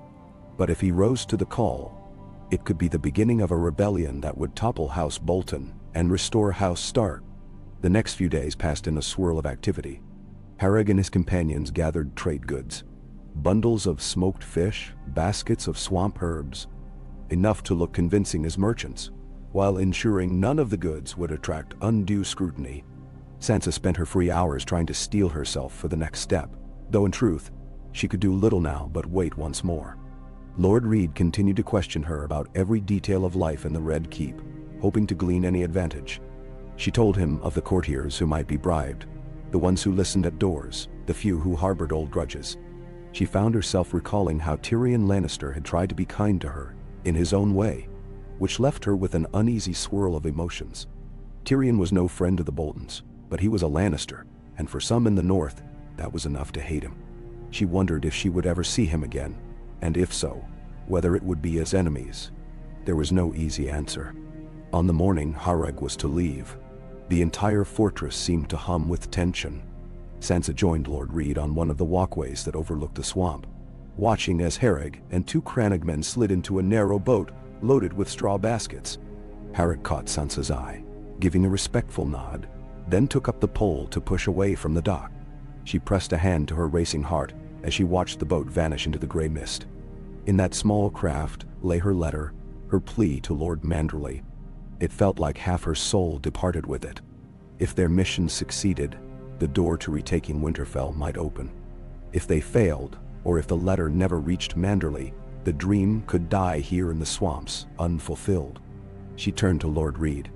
"How long until we hear back?" He exhaled. "A moon's turn at least, perhaps more. White Harbor is not so far as the Wall, but it's no short journey, especially when one must dodge the Bolton's men. You must be patient, Lady Sansa." She closed her eyes, remembering the endless nights of waiting she had endured already. "I will," she said quietly, "but it's hard." "Yes," he agreed, placing a hand lightly on her shoulder. "It is. But if you wish to be queen in the north, or to see the Starks rise again, you must learn to endure hardships far greater than this. That is what your father would say." "Debnn?" Her eyes opened, brimming with a mix of longing and resolve. "Then I'll try. For him and for all of us." He inclined his head. "Good. Meanwhile, we prepare in other ways. My scouts bring news from the region near Winterfell soon. If we can find a weakness in the Bolton's hold, we'll exploit it. The next few weeks will be crucial." Sansa gazed out at the swirling marsh. A breeze stirred, carrying the scent of damp leaves. The fortress felt eerily calm, as though anticipating a storm yet to come. She imagined distant Winterfell, half ruined by Theon Greyjoy's forces, now taken over by traitors, its halls echoing with the boots of men who had no right to walk there. Her stomach twisted at the thought, but the memory of her father's words sustained her. Winter was coming, and so was the hour when the North would remember its rightful lords. She whispered a silent prayer to the old gods, the weirwoods, the memories of her slain kin. "Please, let Manderley answer this call. Let the North remember." The waiting days passed slowly. She helped gather reeds and fish, just as she had in the village, though the tasks here in Greywater Watch had their own unique challenges. The water around the fortress was deeper in places, and the crannogmen wove intricate nets with cunning knots. She was clumsy at first, but each time she improved a little. At night, she sometimes dreamed of wearing the direwolf crown she'd heard described in old tales, her hair braided with small frosted leaves. She would stand on the walls of Winterfell as a long line of loyal Northmen knelt before her. Then she would wake, heart pounding, uncertain whether it was prophecy or mere fantasy. Lord Reed continued to instruct her in the ways of subtle alliances. If Manderley responded, they would send further entreaties to the Glovers, perhaps the Serwins or the Tallhearts. They would have to be swift but invisible, for the Boltons had eyes everywhere. Sansa found some hope in this hush of quiet planning. At last, she had a purpose that might honor the memory of her father, mother, and brother. Yet the enormity of it all weighed on her. Could she truly stand as the figurehead the North needed, or would they dismiss her as a pampered girl? She recalled how she had once been ridiculed at court for her northern mannerisms, how Joffrey had mocked her father's accent. But her father had always taught her that the North was a place of honest hearts and strong loyalty. Perhaps they would not judge her for the time spent in King's Landing, if her cause was just. Time slipped by in that strange place of shifting towers and misty channels. She marked the passing of days by the slow approach of autumn's deeper chill. The nights grew colder, and the crannogmen checked their stores of peat and firewood. She took to wearing a thicker cloak made of some coarse weave that Lord Reed provided, dyed a muted green. On better days, she would sit by a small corner window in the tower, stitching a direwolf emblem onto the cloak's breast with whatever thread she could find, a quiet act of reclaiming her identity. She had no notion how soon she might need to display that sigil openly. Part of her dreaded the day she'd have to step onto a battlefield or face the Bolton flayed man. But something inside her had hardened, become resolute. She would not be the frightened girl from King's Landing any longer. Then, one late afternoon, news arrived that made the hush of Greywater Watch crackle with anticipation. A scout hurried in from the western edges of the swamp, breathless and muddy, reporting that Harrog's boat had been spotted returning. Lord Reed summoned Sansa, instructing her to wait by the dock.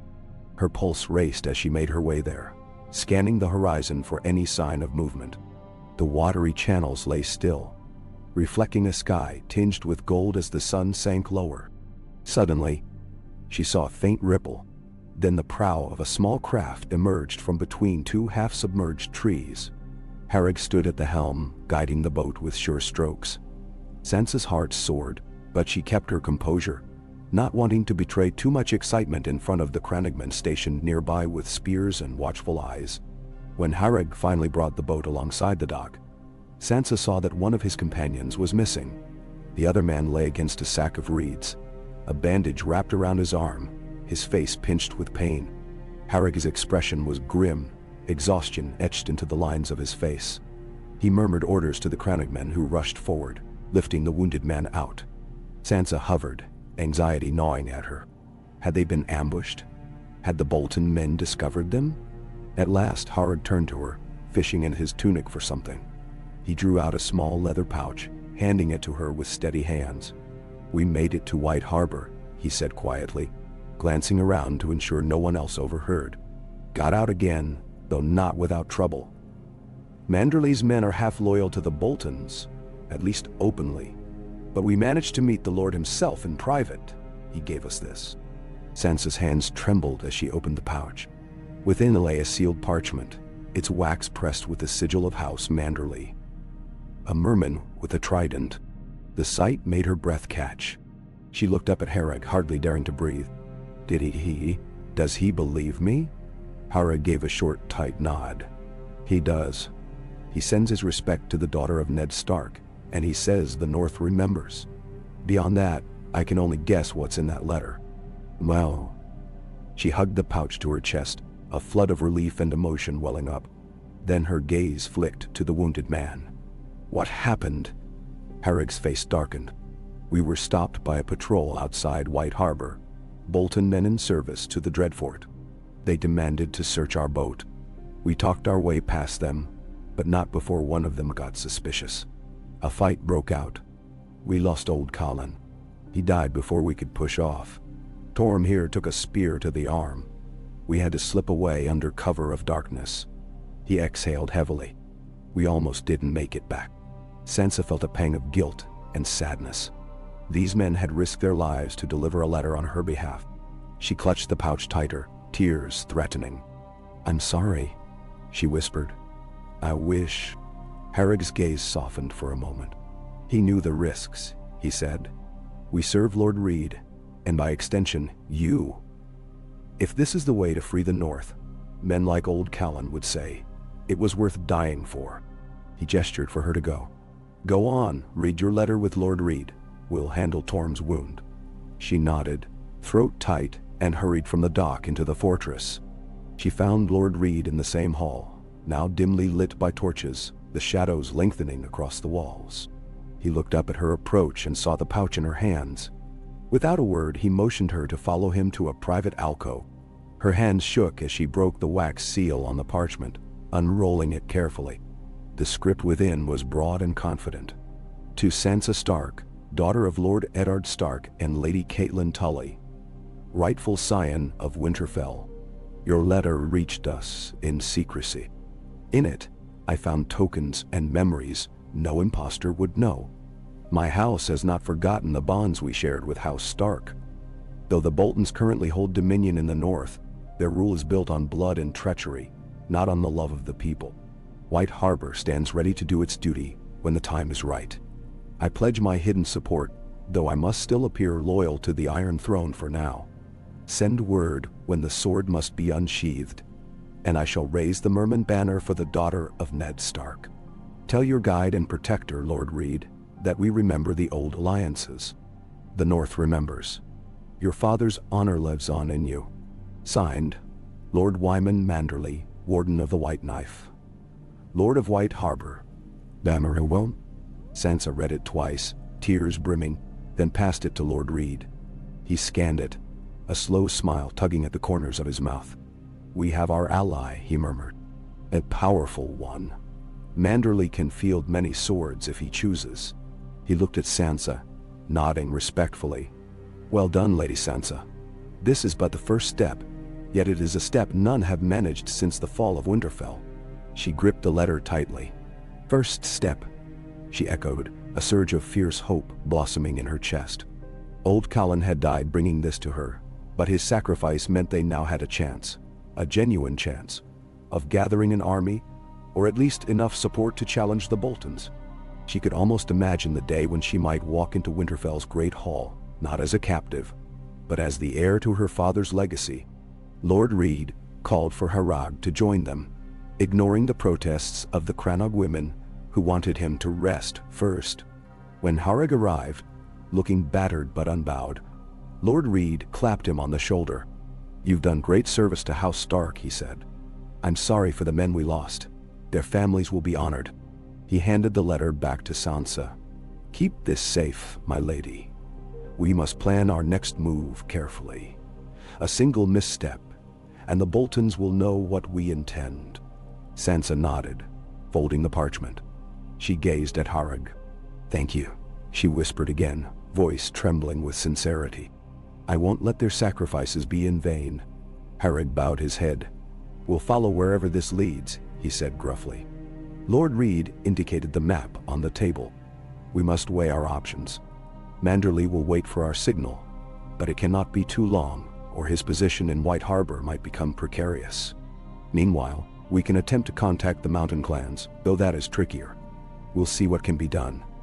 Moat Cailin is the gateway to the rest of the north. If we can retake or bypass it, the path to Winterfell opens.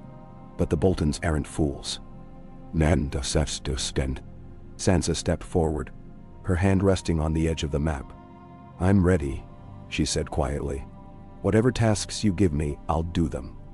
We must show the North there is a Stark who still carries her father's banner. A solemn hush fell as Lord Reed, Harag, and the others exchanged glances. She saw in their eyes the spark of possibility. In that moment, she felt closer to the heart of the North than she had since leaving Winterfell all those years ago. Step by step, they were forging a path that might end with her reclaiming her home. There would be danger and death ahead. There was no denying that. But for the first time, she sensed a living flame of hope burning in her chest. The North remembered, and so did she. That night, she stood alone on one of the walkways, gazing at the moon's reflection on the dark waters. She clutched Lord Manderley's letter beneath her cloak, as if it were a talisman. She whispered a prayer to the old gods, to Ned Stark, to Robb and Catelyn, wherever their spirits might wander. She prayed for the North, for the future she yearned to shape, in the softly drifting mist.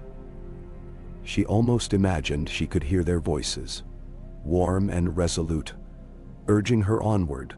When she closed her eyes, she pictured Winterfell's courtyard, the ancient walls restored, the direwolf banners unfurled, and herself standing tall, no longer the timid bird in a gilded cage, but a Stark. She let the image fill her heart, determined to make it real.